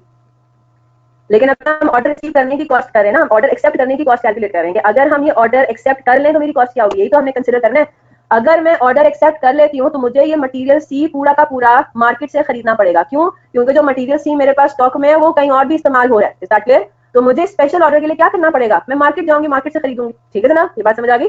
मटेरियल सी मेरा जो है वो मेरा रेगुलर यूज में है बिजनेस के अंदर, तो जब मैं स्पेशल ऑर्डर खरीदूंगी तो मैं उस मटेरियल सी को मैं नया खरीद के इस्तेमाल कर लूंगी। ठीक है, तो उसकी मैंने ले ली मार्केट करंट जो रिप्लेसमेंट कॉस्ट है 35 रुपीज। ठीक है, मटेरियल डी के ऊपर आते हैं। मटेरियल डी मेरा रेगुलर यूज में नहीं है। ठीक है, मटेरियल डी मेरा रेगुलर यूज में नहीं है, तो मेरे पास जो 4000, मेरी बात गौर से सुने ना, मैं अभी आपको समझा रही हूँ। मटेरियल डी नंबर 1 मेरा रेगुलर यूज में नहीं है। ठीक है, तो या तो मैं मटेरियल डी को मैं बेच दूं, जो मेरे पास 4000 यूनिट्स स्टॉक में पड़े हुए हैं ना, मैं इन 4000 यूनिट्स को बेच भी सकती हूँ, है ना, या मैं इन 4000 यूनिट्स को लगा दूं अपने स्पेशल ऑर्डर में। That clear? अब मैं ये कंसिडर कर रही हूँ कि अगर मैं स्पेशल ऑर्डर एक्सेप्ट कर लेती हूँ तो मेरी कॉस्ट क्या होगी। मैंने मटेरियल सी का भी वही कैलकुलेट किया कि मैं अगर स्पेशल ऑर्डर एक्सेप्ट कर लेती हूँ तो मुझे मटेरियल सी पड़ेगा, उसकी करंट रिप्लेसमेंट कॉस्ट है 35 रुपीज पर यूनिट, तो मुझे टोटल खर्चा कितना आएगा मटेरियल सी का, वो आएगा 70,000। ठीक है, अब मैं आती हूँ मटेरियल डी के ऊपर। मैं अगर स्पेशल ऑर्डर पे एक्सेप्ट कर लेती हूँ तो जो 4000 यूनिट्स मेरे स्टॉक में पड़े हुए वो मैं इस्तेमाल कर लूंगी ऑर्डर में, यस और नो? अब जो 4000 यूनिट्स मेरे स्टॉक में पड़े हुए, पहली बात तो ये कि उनकी जो मुझे ओरिजिनल परचेज कॉस्ट पड़ी हुई थी वो तो मेरी सीधी सीधी इररिलेवेंट है ना। तो मैं उन 4000 यूनिट्स के पॉइंट ऑफ व्यू से क्या कहूंगी, मेरी कॉस्ट क्या है, मेरी कॉस्ट है अपॉर्चुनिटी कॉस्ट, इनकम फोरगॉन। मैं इन 4000 यूनिट्स को या तो बेचूंगी या मैं इनको स्पेशल ऑर्डर में लगा दूंगी, क्योंकि मेरे पास इन 4000 यूनिट्स का कोई रेगुलर यूज नहीं है। Is that clear? कि मैं उनको अपने स्टॉक में रखी रखूं। मैं क्यों रखी रखूं अपने स्टॉक में, है ना? इररिलेवेंट, क्या इररिलेवेंट है? ओरिजिनल परचेज कॉस्ट मेरी इररिलेवेंट है ना, ये तो मेरी हो चुकी ना। 4000 यूनिट्स तो मैं कब मैंने खरीदे थे, 20 रुपए पर यूनिट पे खरीदे थे, वो तो भले मेरे पास material CO material DO original purchase price per unit मेरी संक कॉस्ट है, हिस्टोरिकल कॉस्ट है, ये तो आप इनकर कर चुके हो। ठीक है, इसका स्पेशल ऑर्डर से कोई ताल्लुक नहीं है। Is that clear? मैं अभी आ रही हूँ, जो 4000 यूनिट्स मेरे पास स्टॉक में मौजूद है, नंबर 1 मेरा उनका कोई रेगुलर यूज नहीं है, तो या तो मैं उनको बेच दूंगी या मैं ऑर्डर में लगा दूंगी। ठीक है, अब मैंने ये एनालिसिस करना है कि अगर मैं स्पेशल ऑर्डर एक्सेप्ट कर लेती हूँ तो मेरी कॉस्ट क्या होगी। तो मैं 4000 यूनिट्स के पॉइंट ऑफ व्यू से क्या बात कहूंगी कि क्योंकि मैंने 4000 यूनिट्स को बेचने के बजाय स्पेशल ऑर्डर में लगा दिया, तो बेचने से जो मुझे इनकम मिलनी थी वो फोरगो होगी। Is that clear?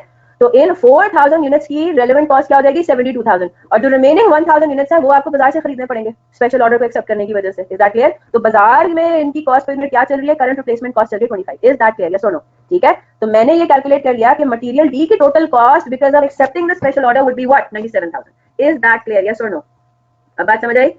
तो अब अगर वो आपसे ये कह रहा है कि भाई अब अपनी प्राइस कोड करो, मिनिमम प्राइस कोड करो, तो हम क्या कहेंगे कि जी इस स्पेशल ऑर्डर में मटेरियल सी का खर्चा आएगा 70,000, मटेरियल डी का रेलेवेंट कॉस्ट है 97,000, और other manufacturing cost at the rate of 50 rupees per unit assume किया हुआ इन्होंने ऊपर वाली लाइन में। ठीक है, 50 रुपीज पर यूनिट के हिसाब से 1000 यूनिट्स आपने जो है वो सेल करने, मैन्युफैक्चर करने, तो अदर मैन्युफैक्चरिंग कॉस्ट हो जाएगा 50,000। तो हमारे पास टोटल मिनिमम सेल्स वैल्यू कितनी होनी चाहिए ब्रेक इवन करने के लिए, जीरो प्रॉफिट नो लॉस, वो है 2,17,000। ठीक है, तो हम ये कह रहे हैं कि हमने जो मिनिमम प्राइस पर यूनिट हमें कोट करनी चाहिए ना अपनी कॉस्ट को कवर करने के लिए, वो कितनी है, 217 rupees per unit. Is that clear? ये उन्होंने ऐसी इस एग्जांपल को आगे उन्होंने फर्दर एक्सप्लेन किया हुआ है। तो अब हमें एक बात ये समझ में आ रही है कि अगर वो मटेरियल हमारे रेगुलर यूज में है या वो मटेरियल हमारे रेगुलर यूज में नहीं है, ये बड़ा मैटर करता है रेलेवेंट कॉस्ट कैलकुलेट करने के लिए। अब हम आ जाते हैं फ्लो चार्ट के ऊपर। ठीक है, मटेरियल के पॉइंट ऑफ व्यू से रेलेवेंट कॉस्ट क्या होगी। सबसे पहला सवाल जो आपने पूछना है, we can do it some other way around as well, मैं आपको इसको दोबारा एक्सप्लेन कर दूंगी एक और फ्लो चार्ट बना के, कोई मसले वाली बात नहीं है। ठीक है, are the materials already in stock, सबसे पहला तो ये सवाल पूछना है। अगर तो मटेरियल स्टॉक में नहीं है, जो कि हमें स्पेशल ऑर्डर के लिए चाहिए, है ना, हमें स्पेशल ऑर्डर के लिए एक स्पेशल मटेरियल चाहिए और वो स्पेशल मटेरियल आपके पास अभी मौजूद ही नहीं है, तो आपको क्या करना पड़ेगा, वो मटेरियल खरीदना पड़ेगा। तो रेलेवेंट कॉस्ट क्या हो जाएगी, करंट परचेज प्राइस। ठीक है, इज दैट क्लियर?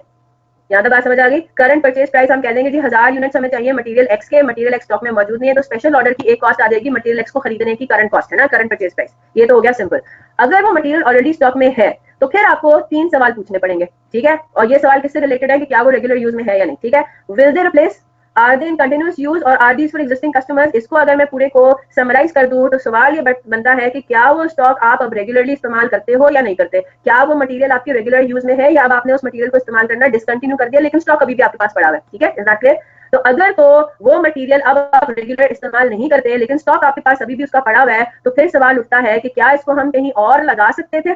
अब आई कैन अंडरस्टैंड ये फ्लो चार्ट थोड़ा सा कंफ्यूजन हो जाएगा, लेकिन एग्जांपल जो क्वेश्चंस पर हम आएंगे ना तो बहुत सिंपल और स्ट्रेट फॉरवर्ड है। ठीक है, तो पहली बात तो ये, मेरे पास एक मटेरियल, मेरे पास 1000 यूनिट्स पड़े हुए किसी मटेरियल के, वो मटेरियल अब मैं कहीं इस्तेमाल नहीं करती, रेगुलर यूज में मेरे नहीं है, तो मेरा पहले सवाल ये उठेगा कि क्या मैं स्पेशल ऑर्डर की जगह इसको कहीं और इस्तेमाल कर सकती हूँ या नहीं कर सकती। ठीक है, रेगुलर यूज में नहीं है लेकिन can it be use anywhere else. अगर तो कहीं इस्तेमाल नहीं होगा तो ऑब्वियसली बात है हमारी जो रेलेवेंट कॉस्ट होगी वो होगी उसकी डिस्पोजल वैल्यू, जो कि हमने अभी मटेरियल डी के साथ किया। ठीक है, मटेरियल डी आपके रेगुलर यूज में नहीं था और वो इस ऑर्डर के अलावा कहीं और भी इस्तेमाल नहीं होगा, सिर्फ इसी ऑर्डर में इस्तेमाल हो रहा है, तो हमने क्या कहा, मटेरियल डी को हम फिर बेच सकते थे मार्केट में, तो उसकी जो नेट रियलाइजेबल वैल्यू है वो फोरगॉन है। बात समझ आ रही है? फॉलो कर रहे हैं इस बात को?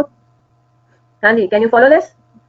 मेरा जो मटेरियल डी था वो स्टॉक में मौजूद था, मेरा मटेरियल डी रेगुलर यूज में नहीं था और ना ही वो किसी और जगह इस्तेमाल होना था, वो सिर्फ इसी स्पेशल ऑर्डर के में ही इस्तेमाल हो सकता था। तो मैं क्या कहूंगी, स्पेशल ऑर्डर एक्सेप्ट करने की वजह से मटेरियल डी की डिस्पोजल वैल्यू से जो मुझे इनकम मिलनी थी वो मैंने फॉरगो की। स्पेशल ऑर्डर एक्सेप्ट करने की वजह से मेरे हाथ से वो पैसे निकल गए, तो अब मटेरियल डी की रेलेवेंट कॉस्ट क्या हो जाएगी, income forgone, net realisable value और disposal value forgone. Is that clear? अब हम आते हैं दोबारा से मटेरियल डी के ऊपर। ठीक है, मटेरियल डी रेगुलर यूज में नहीं था। ठीक है, अब हम दोबारा से लगा देते हैं, मटेरियल डी रेगुलर यूज में नहीं था, मटेरियल डी का स्टॉक आपके पास फिर भी पड़ा हुआ है, क्या मटेरियल डी के स्टॉक को आप कहीं और इस्तेमाल कर सकते थे, स्पेशल ऑर्डर के अलावा कहीं और वो इस्तेमाल हो सकता था, क्या वो सब्स्टिट्यूट या ऑल्टरनेट में लग सकता था? अगर तो उसका जवाब यस में है तो फिर हमने क्या लेना है, purchase price for that raw material for which this raw material is being substituted। ये बात अब हम इंशाल्लाह एग्जांपल के थ्रू समझेंगे इस बात को। ठीक है, या फिर क्या होगा, contribution loss from alternative use, दोनों से जो दोनों का जो भी हायर अमाउंट होगा वो हमारा रेलेवेंट कॉस्ट हो जाएगा। यहाँ पे सब चीजें लिखी हुई है, whichever is higher will be a relevant cost. ठीक है, ये चीज इस वाले सेगमेंट को मैंने अभी आपको एक्सप्लेन करना है, ये हम एग्जांपल के थ्रू देखेंगे। अभी हम सिर्फ फ्लो चार्ट पे एक दफा नजर मार लें ताकि जो चीजें हमें समझ में आ रही है वो आ जाए। ठीक है, आगे चलते हैं। अब हम वापस इधर आते हैं, मटेरियल सी हमारे पास ऑलरेडी स्टॉक में था, यस और नो, और मटेरियल सी हमारा रेगुलर यूज में भी था, है ना, मटेरियल सी को हम रेगुलरली भी इस्तेमाल करते थे, मटेरियल सी हमारे स्टॉक में भी मौजूद था और मटेरियल सी हमारे रेगुलर यूज में भी था। जब मटेरियल सी आपके रेगुलर यूज में था तो आपने उसके लिए क्या इस्तेमाल किया था, रिप्लेसमेंट कॉस्ट। ठीक है, समथिंग कॉल्ड रिप्लेसमेंट कॉस्ट, जो कि बेसिकली होती क्या है, करंट परचेज प्राइस होती है नॉर्मली। ठीक है, इज दैट क्लियर? मटेरियल सी के पॉइंट ऑफ व्यू से तो चीजें आसान थी, मटेरियल डी के पॉइंट ऑफ व्यू से भी एक सेक्शन हमें आसान लग रहा है और एक सेक्शन अभी हमने समझना है। जितनी बात मैंने अभी आपको समझाई है, ये यस वाला सारा रूट और ये नो वाला रूट आपको समझ में आ गया, जो मटेरियल सी और मटेरियल डी में भी हमने एग्जांपल में अप्लाई होते हुए भी देखा है। ठीक है जी, बिल्कुल मोहम्मद उस्मान वो सारी इन्फॉर्मेशन आपको बताएगा कि कौन सा मटेरियल का रेगुलर यूज था, कौन से मटेरियल का रेगुलर यूज नहीं था, हम उसके बगैर तो कर ही नहीं सकते सॉल्व। ठीक है, बात समझ आ गई? अच्छा जी, अब इस पूरे फ्लो चार्ट को हमें 100% बात समझ में आएगी इंशाल्लाह क्लास वर्क नंबर 9 अटेम्प्ट करने के बाद। फिर मैं आपको एक अपना फ्लो चार्ट भी लिखवा दूंगी, ठीक है, जो कि थोड़ा मच सिंपलर देन पैक्स फ्लो चार्ट है समझने के लिए। क्लास वर्क नंबर 9 पर आते हैं। ठीक है, ये हमने अभी अटेम्प्ट करना है, आप लोगों की ऑडिट क्लास नहीं, तो मैं थोड़ा सा एक्सटेंड कर रही हूँ। क्लास वर्क नंबर 9 मैंने करवाना है। ठीक है, A company is considering whether to agree to do a job for a customer. It has sufficient spare capacity to take on this job. चलो ठीक है, यानी कि capacity में कोई मसला नहीं है. We can accept this offer, right? To do the job, 3 different direct materials will be required. Material X, Y, and Z. Data relating to these materials is as follows. Material X के बारे में, Y के बारे में, Z के बारे में वो बता रहा है. Quantity needed for the job कितने? 800, 600 और 500 units. Quantity currently held as inventory. आपको X के लिए चाहिए 800 units. Currently आपके पास inventory में कितने? 200 units. ठीक है. 400 यूनिट्स ऑलरेडी वाई के हैं और 300 यूनिट्स जो है वो आपके जी के मौजूद है। ठीक है, original cost of units currently held as inventory, ये क्या होंगे? ये तीनों के तीनों क्या हो जाएंगे आपके लिए? इररेलेवेंट, है ना। जो 200 यूनिट्स आपके पास स्टॉक में मौजूद है, जो 200 यूनिट्स आपके पास स्टॉक में मौजूद है वो आपने खरीदे थे 20 रुपए पर यूनिट के हिसाब से। जो 400 यूनिट्स आपके पास स्टॉक में मौजूद है वो आपने खरीदे थे 15 रुपए के हिसाब से, और जो 300 यूनिट्स आपके पास मौजूद है स्टॉक में वो आपने खरीदे थे 1300 रुपीज पर यूनिट के हिसाब से। तो ये तो आपकी सम कॉस्ट हो गई ना, इनका तो इस जॉब की वजह से थोड़ी आपने खरीदा, राइट, ये तो आपने वैसे ही खरीद के पहले रखे हुए थे। हमारे लिए रेलेवेंट हो जाती है करंट परचेज प्राइस या करंट डिस्पोजल वैल्यू। ठीक है, करंट परचेज प्राइस मार्केट में अभी XYZ की परचेज प्राइस क्या चल रही है? 23, 19 और 40, और मटेरियल XYZ की डिस्पोजल वैल्यू क्या चल रही है? यानी कि अगर हम उनको इस्तेमाल करने के बजाय बेच दें तो हमें कितनी इनकम रिसीव होगी? 22 रुपए पर यूनिट, 12 रुपए पर यूनिट और 20 रुपए पर यूनिट। ठीक है, अब उसने आपको ये बता दिया material x is regularly used by the company for other work, यानी कि मटेरियल एक्स तो आपके रेगुलर यूज में है। तो अगर वो रेगुलरली आप इस्तेमाल कर रहे हो तो उसका मतलब ये हुआ कि इस स्पेशल जॉब के लिए हम फिर मार्केट से खरीदेंगे, है ना, क्योंकि हमारे पास ऑलरेडी जो स्टॉक में मौजूद है इन्वेंट्री वो फिर हम अपने रेगुलर इस्तेमाल में लेंगे। दैट क्लियर है ना। जो दूसरा रेगुलर इस्तेमाल है, जो normal course of the business है, उसके अंदर हम 200 यूनिट्स को इस्तेमाल कर लेंगे, तो स्पेशल जॉब के लिए फिर हमें इन्वेंट्री पूरी की पूरी नहीं खरीदनी पड़ेगी, है ना। Is that clear? तो 800 यूनिट्स का जो हमने कॉस्ट लेना है वो क्या होगी? Current purchase price 23 rupees per unit. Is that clear? ये पूरे के पूरे 800 यूनिट्स का। अब हम आ जाते हैं वाई के ऊपर। Material Y is no longer in regular use and the units currently held as inventory have no alternative use, यानी कि मटेरियल वाई पूरा का पूरा 400 यूनिट्स आपके पास यूजलेस पड़े हुए हैं। क्लियर होगी बात? ये पूरे के पूरे यूजलेस पड़े हुए हैं, तो फिर आप सोच पे मजबूर हो जाएंगे कि भाई मटेरियल वाई तो या तो फिर हम बेचेंगे उसको मार्केट में 400 यूनिट्स को, या फिर हम अपने स्पेशल ऑर्डर में लगाएंगे। बेचने की वजह से अगर हम स्पेशल ऑर्डर एक्सेप्ट कर लेते हैं तो बेचने की वजह से हमारी इनकम फोरगॉन कितनी होगी, 400 यूनिट्स की हो जाएगी 12, है ना। तो 400 यूनिट्स की रेलेवेंट कॉस्ट हो जाएगी 12 रुपीज पर यूनिट, और रिमेनिंग जो 200 यूनिट्स आपको चाहिए स्पेशल जॉब के लिए वो आप मार्केट से खरीदोगे, है ना। Very good. तो 400 आउट ऑफ 600 यूनिट्स 400 यूनिट्स की रेलेवेंट कॉस्ट हो जाएगी 12 रुपए पर यूनिट अपॉर्चुनिटी कॉस्ट, और जो रिमेनिंग 200 यूनिट्स हैं उनकी रेलेवेंट कॉस्ट हो जाएगी 19। बात क्लियर हो रही है? तो ये खुद आप अपनी लॉजिक से बता रहे हो ना, मुझे लॉजिकली सोच के बता रहे हो, है ना। अच्छा जी, फिर हम आ जाते हैं आगे। Material G is also no longer in regular use. अच्छा जी, मटेरियल जी जो है ना वो भी रेगुलर यूज में नहीं है अब, लेकिन हम आगे देखते हैं। But if the existing inventory of the material is not used for this job they can be used as a substitute material on a different job where the contribution would be ₹25 per unit of material G use. हाँ जी, अब बताएं, अब मुझे बताएं, ये जो 300 units of inventory है, अब जरा यहाँ पे मेरी बात गौर से सुनिएगा, मेरी बात गौर से सुनिए आपने। हमें टोटल रिक्वायर्ड है जी के 500, हमने ये कॉस्ट कंसिडर करनी है, हमने ये देखना है इफ जॉब इज एक्सेप्टेड, हमें उसकी टोटल कॉस्ट निकालनी है ना। अब हम आ जाते हैं मटेरियल जी के ऊपर। मटेरियल जी में हमें टोटल रिक्वायर्ड कितना है, हमें टोटल मटेरियल रिक्वायर्ड है 500 यूनिट्स। इतनी बात तो हमें बात समझ में आ जाती है, इन्वेंट्री में कितना मौजूद है, इन्वेंट्री में 300 यूनिट्स मौजूद है। इतनी बात तो हमें समझ में आ जाती है कि we have to purchase 200 units from the market, है ना। ये बात तो हमें समझ में आ गई कि 200 यूनिट्स को तो हमें मार्केट से खरीदना पड़ेगा इस जॉब पे एक्सेप्ट करने की वजह से। इसका मतलब ये हुआ कि इन 200 यूनिट्स की कॉस्ट तो हम ले लेंगे ये करंट परचेज प्राइस 40, है ना, क्योंकि वो तो अभी है ही नहीं स्टॉक में, वो तो आपको खरीदनी पड़ेगी। तो उसके लिए रेलेवेंट कॉस्ट क्या हो जाएगी, 40 रुपीज। Is that clear? तो हमने कहा कि जी 40 रुपी पर यूनिट जो है ना, 200 यूनिट्स की कॉस्ट तो ये होगी, और बाकी 300 यूनिट्स का भी हमने एनालिसिस करना है। ठीक है, यहाँ तक बात क्लियर होगी। अब जो रिमेनिंग इन्वेंट्री में 300 यूनिट्स अवेलेबल है, अब जब हम उनका एनालिसिस करते हैं, अब उनके साथ आप 3 काम कर सकते हो, है ना। क्या काम कर सकते हो?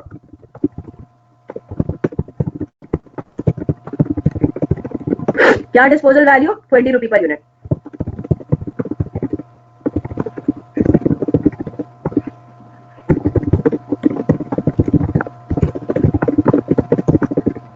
कंट्रीब्यूशन मार्जिन यानी कि प्रॉफिट पर यूनिट हो गया, है ना।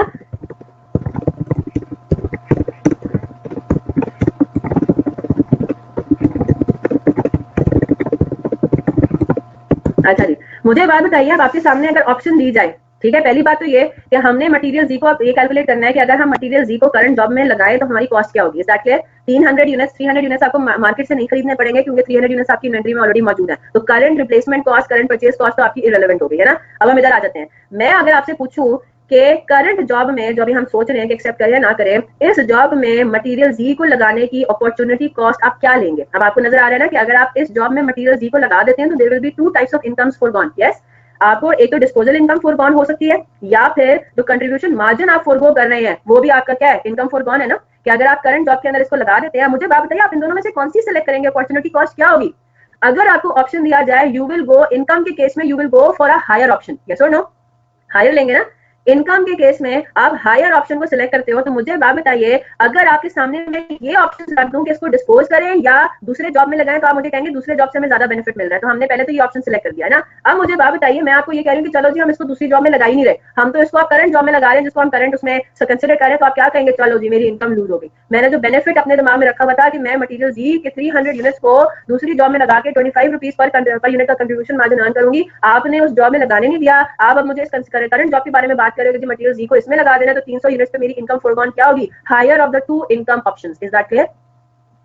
ठीक है, तो 300 यूनिट्स की रेलेवेंट कॉस्ट क्या हो जाएगी, relevant cost of remaining 300 units will be what, 300 units multiplied by 25 rupee per unit. Is that clear? Logically जब इसको सॉल्व करेंगे तो ज्यादा आसान लगेगा, है ना। 300 इंटू 25, तो अगर मैं ये देखूं कि मेरे पास टोटल जो इन्वेंट्री थी रिक्वायर्ड, टोटल मेरे पास रिक्वायर्ड कितना था, टोटल मटेरियल जी जो रिक्वायर्ड था फॉर दिस जॉब वो कितना था, वो था 500 यूनिट्स। यस, तो मैं क्या कहूंगी, इन 500 यूनिट्स की रेलेवेंट कॉस्ट कितनी बनती है, 15,500। Is that clear? यस और नो? 8,000 रुपए को मैंने ऐड कर दिया ना टोटल कॉस्ट के अंदर। 8,000 रुपए 200 यूनिट्स की कॉस्ट थी, 300 यूनिट्स की कॉस्ट है 7,500 रुपीज, यानी कि टोटल 500 यूनिट्स जो आपको चाहिए ना मटेरियल जी के, तो उनकी टोटल कॉस्ट कितनी है, 15,500। तो हम लोगों ने अपनी कैलकुलेशन में रेलेवेंट कॉस्ट ऑफ मटेरियल जी कितना लेना है, 15,500। Is that clear? बस हो गया, सिंपल सॉल्व हो गया। अब इसको हम प्रॉपर्ली जरा सॉल्व करते हैं अपने पास। क्वेश्चन की रिक्वायरमेंट क्या है? क्वेश्चन की रिक्वायरमेंट यही है, calculate the total relevant cost of the materials for this job for the customer. ठीक है, तो हम जरा प्रॉपर्ली क्लास वर्क नंबर 9 से अपना काम शुरू कर रहे हैं। इससे पहले जो क्लास वर्क नंबर 1 to 8 है वो फिर ऑब्वियसली बात है, हम बाद में जब ब्रेक इवन से रिलेटेड है तो ब्रेक इवन अब हम थोड़ा डिफर कर रहे हैं। ठीक है, पहले हम रेलेवेंट कॉस्ट देख रहे हैं, फिर हम इंशाल्लाह ब्रेक इवन पर आ जाएंगे। ठीक है ना, ये दूसरा चैप्टर है बेसिकली, ब्रेक इवन अलग चैप्टर है, रेलेवेंट कॉस्ट अलग चैप्टर है। ठीक है, तो ये दो चैप्टर्स, 3 चैप्टर्स इन्होंने इकट्ठे शॉर्ट टर्म डिसीजन मेकिंग में क्लब किए हुए हैं। ठीक है, तो इसलिए टेंशन बिल्कुल भी नहीं लेनी, इसको हमने एज वन होल टॉपिक लेके ही पढ़ना है। तो इसमें आपको जो मुझे एनालिसिस नजर आ रहा है वो ये है कि हमें इंशाल्लाह 10 दिन लगेंगे अलॉन्ग विद एडिक्वेट प्रैक्टिस। चलिए जी, लास्ट वर्क नंबर 9 क्या कह रहा है? Calculate total relevant cost. तो सबसे पहले हम आ जाते हैं किसके ऊपर? मटेरियल एक्स के ऊपर। मटेरियल एक्स में हम क्या कहेंगे जी? मटेरियल एक्स हमारा रेगुलर यूज में है, तो इसका मतलब ये हुआ 200 यूनिट्स को हम स्टॉक में ही रहने देंगे दूसरे कामों के लिए, और स्पेशल जॉब के लिए जो 800 यूनिट्स चाहिए उसके लिए वाली हमारी रेलेवेंट कॉस्ट क्या हो जाएगी? 23 रुपये पर यूनिट। वो हमें बाजार से खरीदने पड़ेंगे, तो हम क्या कैलकुलेशन करेंगे? 800 यूनिट्स मल्टीप्लाइड बाय 23 रुपये पर यूनिट। जो करंट रिप्लेसमेंट कॉस्ट है वो हमारी करंट परचेज प्राइस हमारी रेलेवेंट कॉस्ट बन जाएगी। ठीक है, ये तो हो गया 18,400 रुपीज। फिर हम आते हैं मटेरियल वाई पे। मटेरियल वाई के बारे में वो कह रहा है कि कोई रेगुलर यूज नहीं है और ना ही कोई इसका ऑल्टरनेटिव यूज है। ठीक है, ना कोई रेगुलर यूज है ना कोई ऑल्टरनेटिव यूज है, तो फिर हम क्या कहेंगे? हम कहेंगे कि या तो हम इसको इस वाली जॉब में ही लगा सकते हैं या इसको मार्केट में बेच सकते हैं। इस जॉब में अगर लगा दिया तो रेलेवेंट कॉस्ट क्या हो जाएगी? इनकम फॉर गॉन, और इनकम आपके पास सोर्स ऑफ इनकम एक ही है कि आप उसको बेच ही सकते हो बस। ठीक है, तो मटेरियल वाई की कॉस्ट आपके पास कितनी हो जाएगी?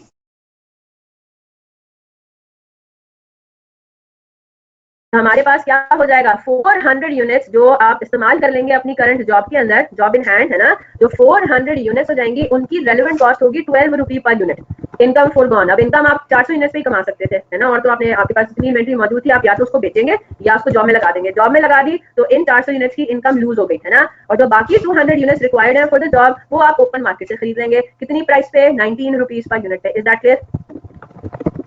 ठीक है, तो वो आपके पास आ गया 200 इंटू 19। सो फार मुझे बताएं, इंटरेस्टिंग है ना एलिमेंट ये रेलेवेंट कॉस्ट वाली चीज थोड़ी इंटरेस्टिंग है कि आप वाकई में वो आपके अंदर का जो बिजनेसमैन है ना उसको निकाल के बाहर लाके खड़ा करेगा। सेठिया जो है, जो हर चीज जो है वो किससे कंसिडर करता है? आपके पैसों से रिलेट करता है, प्रॉफिट से रिलेट करता है। ऐसा बंदा जो कि बिजनेस जो है वो कर रहा होता है with an extreme profit motivation, वो किस तरीके से चीजों को देखता है। ठीक है, जो चीजें नजर नहीं आ रही होती उनको भी इसने कंसिडर करना है। अब यहाँ पे आपको पता है 4800 एक्चुअली आपकी जेब से निकलेंगे नहीं, है ना, ये जो आप कह रहे हो ना कि 4800 रुपीज मेरी कॉस्ट है, ये आपकी जेब से एक्चुअली निकलने नहीं है, लेकिन ये हमारी रेलेवेंट कॉस्ट का पार्ट बनेगा। ठीक है, आगे चलते हैं।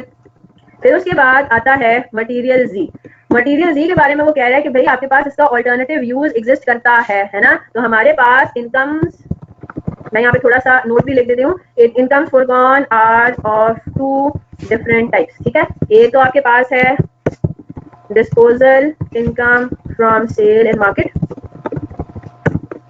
दैट इज ₹20 पर यूनिट, है ना, और दूसरा आपके पास आ गया contribution income lost from alternate job. ठीक है, वो कितना है? ₹25 पर यूनिट। ठीक है, तो हम क्या कहेंगे? Higher of the two incomes will be our opportunity cost. ठीक है, यानी कि relevant cost. Is that clear?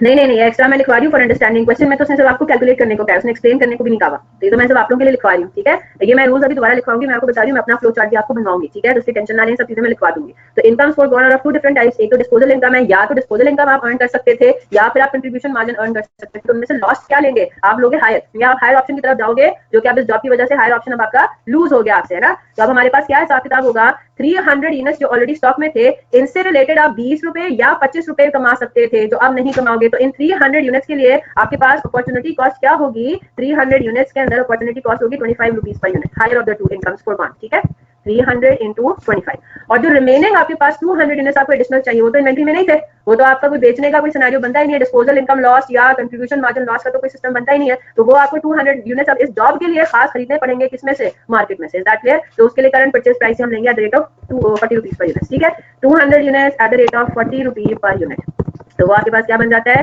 200 into 40, ये बन जाते हैं आपके 8000 रुपए। तो 15,500 है टोटल मटेरियल जी का relevant cost. Is that clear? तो total material cost for this job कितना बनता है? आप ऐड कर लें इन सबको। हम जब ऐड करते हैं तो 18,400, 18,400 plus 8,600 plus 15,500। Is that clear? Yes और नो?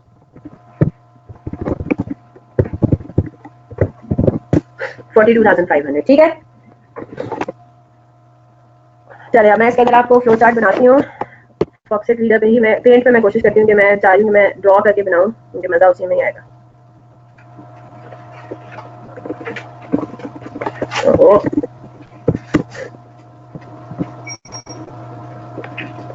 बस क्लास अभी 2 मिनट 3 मिनट दे दें, मैं फ्लो चार्ट बस बना दूं आपके सामने। Let me see if I can write properly.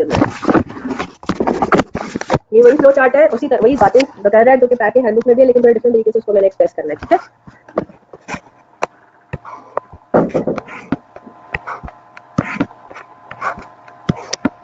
चलेंगे ना, अब हमारे पास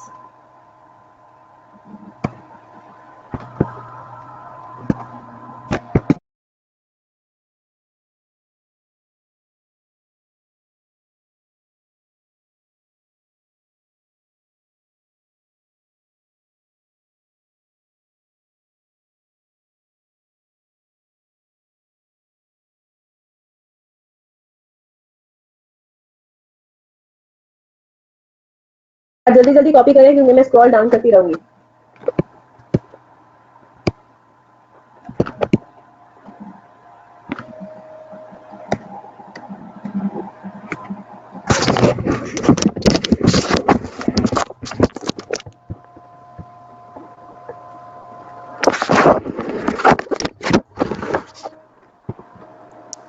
क्या होगा?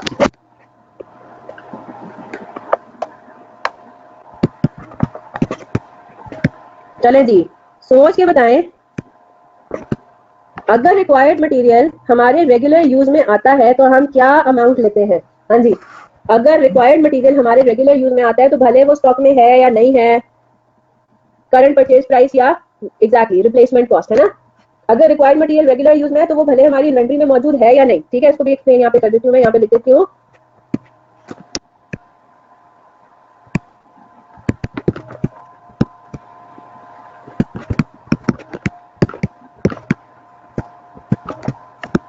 ठीक है, irrespective of whether it is in stock और नॉट, आपने सीधा सीधा क्या ले लेना है, on required number of units का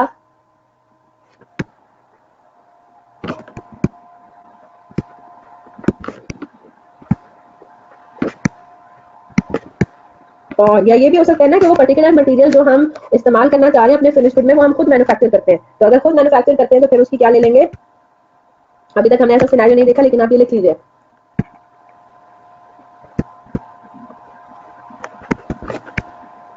ठीक है, अभी हमने ऐसा सिनेरियो देखा नहीं है, लेकिन आप इसको काइंडली कॉपी कर लें।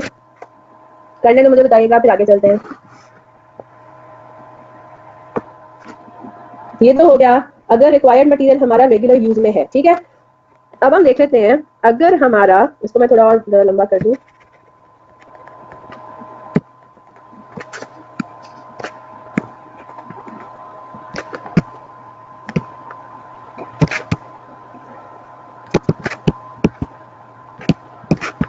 चले, अगर वो हमारे रेगुलर यूज में रिक्वायर्ड मटेरियल नहीं है, ठीक है, तो फिर अगेन हमें दो चीजें देखनी पड़ेगी।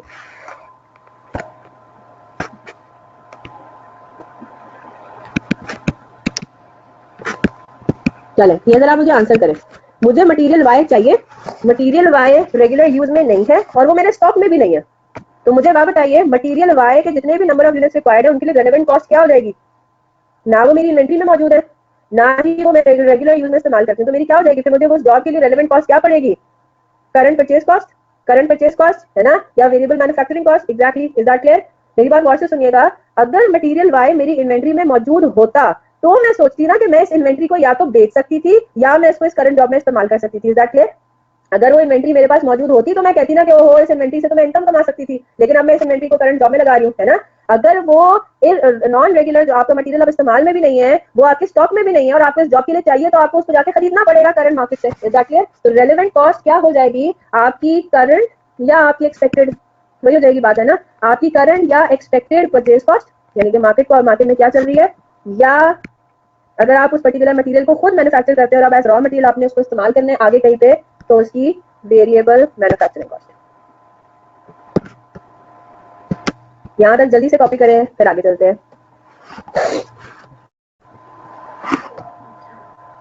हाँ जी, पहली copy, material is not in stock. अब हम आ जाते हैं मटेरियल इज इन स्टॉक। अब आप मुझे सोच कर बताएंगे, ठीक है, मटेरियल इज इन स्टॉक। मैं अब दोबारा से सिनेरियो बना रही हूँ, मुझे मटेरियल वाई चाहिए इस जॉब के लिए, स्पेशल ऑर्डर के लिए, मटेरियल वाई अब मैं इस्तेमाल नहीं करती हूँ बिजनेस में, लेकिन मटेरियल वाई का थोड़ा सा स्टॉक मेरे पास अब पड़ा हुआ है, अब मैंने क्या लेनी है, रेलेवेंट कॉस्ट मेरी क्या हो जाएगी, हाँ जी, जो मेरे पास इन्वेंट्री में मौजूद है, जो मेरे पास इन्वेंट्री मौजूद है उसके अंदर मैंने लेना है हायर ऑफ, मेरे पास अपनी अपॉर्चुनिटी कॉस्ट लूंगी ना, जो मटेरियल इन स्टॉक है उसके अंदर मेरे पास होगा अपॉर्चुनिटी कॉस्ट।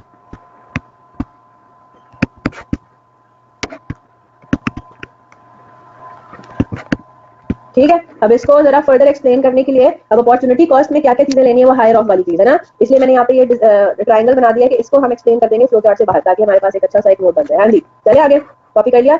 मटेरियल, जो स्टॉक में मटेरियल है उसकी क्या होगी, अपॉर्चुनिटी कॉस्ट ऑफ इन्वेंट्री है, और जो स्टॉक में मतलब नहीं है मटेरियल उसको फिर आप खरीदेंगे, तो इसीलिए देखो 500 यूनिट्स रिक्वायर्ड है, 500 में से 300 यूनिट्स जो इन्वेंट्री में मौजूद है उनकी कॉस्ट पर यूनिट होगी अपॉर्चुनिटी कॉस्ट, और जो 200 यूनिट्स इन्वेंट्री में मौजूद नहीं है उनको हमें खरीदना है। तो आपके पास एक ही सिनेरियो में एक ही मटेरियल के अंदर एक से ज्यादा चीज अप्लाई हो सकती है ना, ब्रेक होके, क्लियर होगी बात। अब हम जरा इसको एक्सप्लेन करते हैं कि what is meant by this opportunity cost. ठीक है, इसको हम देख लेते हैं, कॉपी कर लिया सबने, फ्लो चार्ट बन गया, ये पूरा फ्लो चार्ट हमारे पैक वाले हैंडबुक को इजीली एक्सप्लेन कर रहा है। ठीक है, उसको ये इजीली एक्सप्लेन उसने कर दिया। अब इसका क्या मतलब हुआ,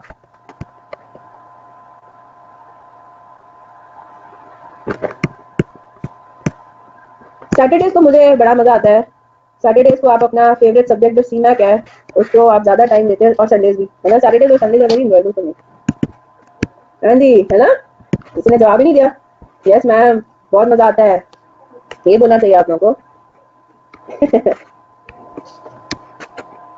वेरी फेवरेट, इसमें मुझे सरकाज़म बहुत नजर आ रहा है। चलें जी, अपॉर्चुनिटी कॉस्ट क्या होती है, इट इज हायर ऑफ, बस ये आखिरी चीज है, ठीक है, आखिरी चीज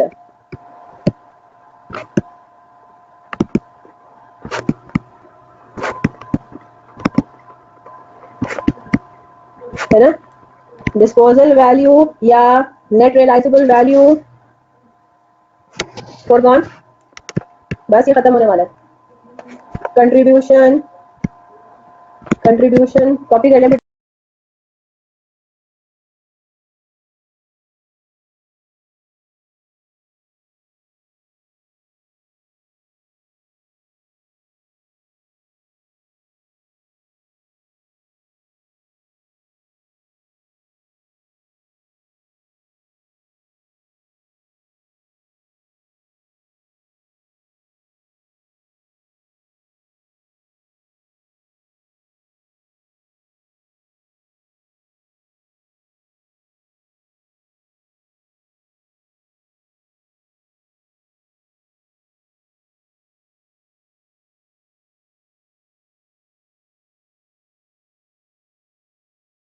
सो फार हम अपनी डेफिनेशंस और डिस्कशंस को इस तरह की रखते हैं। ठीक है, फिर आगे अगर हमारे पास सिनेरियोज में कोई नया सिनेरियो आ गया, इफ एंड बट वाली चीज आ गई कि इस मटेरियल के साथ हम कुछ और भी कर सकते थे, वो फिर मैं आपको तब करवाऊंगी। ठीक है, इज दैट क्लियर। तो इधर तक आप इसको काफी हद तक सिंपल रखते हैं, यहीं तक हम अपनी रखेंगे इसको डिस्कशन को। होम असाइनमेंट अभी तक तो मुझे ऐसा कोई नजर नहीं आ रहा सवाल जो आप अटेम्प्ट कर सकते हो। ठीक है, थोड़ा सा हमारी डिस्कशन और आगे बढ़ेगी, क्लास नंबर 9 मैंने आपको करा दिया है, थोड़ी डिस्कशन हमारी और आगे बढ़ेगी, उसमें लेबल वगैरह का आ जाएगा। कल हम इंशाल्लाह मुलाकात करेंगे, कल मेरा इरादा है दोपहर में क्लास लेने का, ताकि सुबह जो है जिसको नींद वींद पूरी करनी है वो भी कर ले, जिसको पढ़ाई करनी है सुबह सुबह वो कर ले। ठीक है, तो कल हम इंशाल्लाह मुलाकात करेंगे 4 बजे दोपहर के, दोपहर के या शाम के असर के बाद इंशाल्लाह हमारी मुलाकात होगी। ठीक है, तो 4 to 6:30 कर लें, उसमें नमाज का भी ब्रेक मिलेगा। अब आपको पता है कि जी पार्टी तो करनी नहीं है, शामों को जो बाहर निकलते हैं हमारा गलती करने के लिए, वो खत्म हो जाना चाहिए, तो क्यों ना हम शाम में अपनी लगा दें पढ़ाई में, सुबह भी पढ़ाई शाम भी पढ़ाई। सुबह भी आपने देर तक नहीं सोना, because it's Sunday and no class other than CMAC, but no you have to wake up early. याद रखिएगा, सुबह जो पढ़ते हैं ना वो ज्यादा अच्छा पढ़ाई होती है। सारी रूटीन खराब कर दी ऐसे जनाब आपने, जो मेरी रूटीन खराब की है वो बताएं, हाँ जी, सारी रूटीन खराब हो जाएगी। मेरी रूटीन खराब हो रही है उसका कुछ नहीं, मैंने तो पढ़ाई करते हुए भी अपनी रूटीन बर्बाद की है, वो टीचर मेरे बर्बाद करते थे और अब आप लोग की वजह से मुझे बर्बाद करनी पड़ रही है। हाँ जी, मैं तो खुशी खुशी बर्बाद कर रही हूँ, आदि हैं तो आपको भी मैं डालना चाह रही हूँ, आदत डालना चाह रही हूँ कमांडो ट्रेनिंग की, उनके आगे जो टाइम्स हैं टफ टाइम्स आर अहेड। यही आज हमारा सेशन होना है ट्रेनिंग स्टूडेंट्स के साथ। वो बच्चों ने मुझे, आई एम एक्सपेक्टिंग, इतना उन्होंने रोना डालना है ना आगे, मैम टिप्स दें, ये करें वो करें, तो ये उन्हीं के लिए, आप जैसे स्टूडेंट्स के लिए ये है जिनको प्रॉब्लम्स होती हैं पढ़ाई करते हुए। अब अगर आप किसी ट्रेनिंग स्टूडेंट को कहते हो ना कि क्या कैसा टाइम गुजर रहा है, कैफ का लेवल याद आता है या नहीं आता, तो वो कहते हैं कैफ का लेवल हलवा था। हाँ जी, उस टाइम पे ट्रेनिंग नहीं थी साथ में, अब ट्रेनिंग भी है, क्लासेस भी हैं, वीकेंड्स पे क्लासेस हैं, सुबह और शाम क्लासेस हैं। तो मैं इसलिए कह रही हूँ, अभी लोग कंप्लेन कर रहे हैं ना वो जरा एहतियात बरते, आगे पे पता नहीं क्या हाल होगा आपका। तो मैं तैयारी करा रही हूँ, आपकी आदत डलवा रही हूँ कमांडो की ट्रेनिंग की, सही है। तो कल इंशाल्लाह हम मिलेंगे 4 to 7। फाइनल लेवल पे टीचर्स टाइम नहीं देखते, फाइनल लेवल पे मैं आपको बताऊं हम लोग रात के 10 बजे तक की भी क्लासेस से फारिग हुए हैं, 7 to 10 क्लास होती है ऑफिस के बाद वीकडेज में, है ना। सुबह 7 से 10 बजे क्लास होती है, सुबह क्लास से पहले, ऑफिस से पहले। सीमा के बाद नाम जरूरी हो जाता है तो बिल्कुल ठीक है, कल क्लास के बाद मगरिब की नमाज पढ़ के थोड़ी देर सो जाएंगे, इशा से पहले उठेंगे, इशा पढ़ेंगे, खाना खाएंगे और फिर पढ़ने बैठ जाएंगे, है ना। तो बीच में आ गया नैप, बल्कि मैंने तो आपको नैप का टाइम भी एक किस्म का दे दिया, अच्छी नींद आएगी फिर, ठीक है। ऐसे दिन आप पढ़ाई के बारे में किसी ने डिस्कस करना है, अभी आपकी क्लास अगली होशू स्टार्ट हो गई, FR2 FR1 सॉरी। चले, मैं अगर आपने डिस्कस करना है कुछ तो मैं मीटिंग वैसे रिकॉर्डिंग बंद कर रही हूँ, we can discuss whatever you want to, ठीक है। इंशाल्लाह कल फिर सबसे मुलाकात होती है 4 बजे। Till then take care of yourself, अल्लाह हाफिज।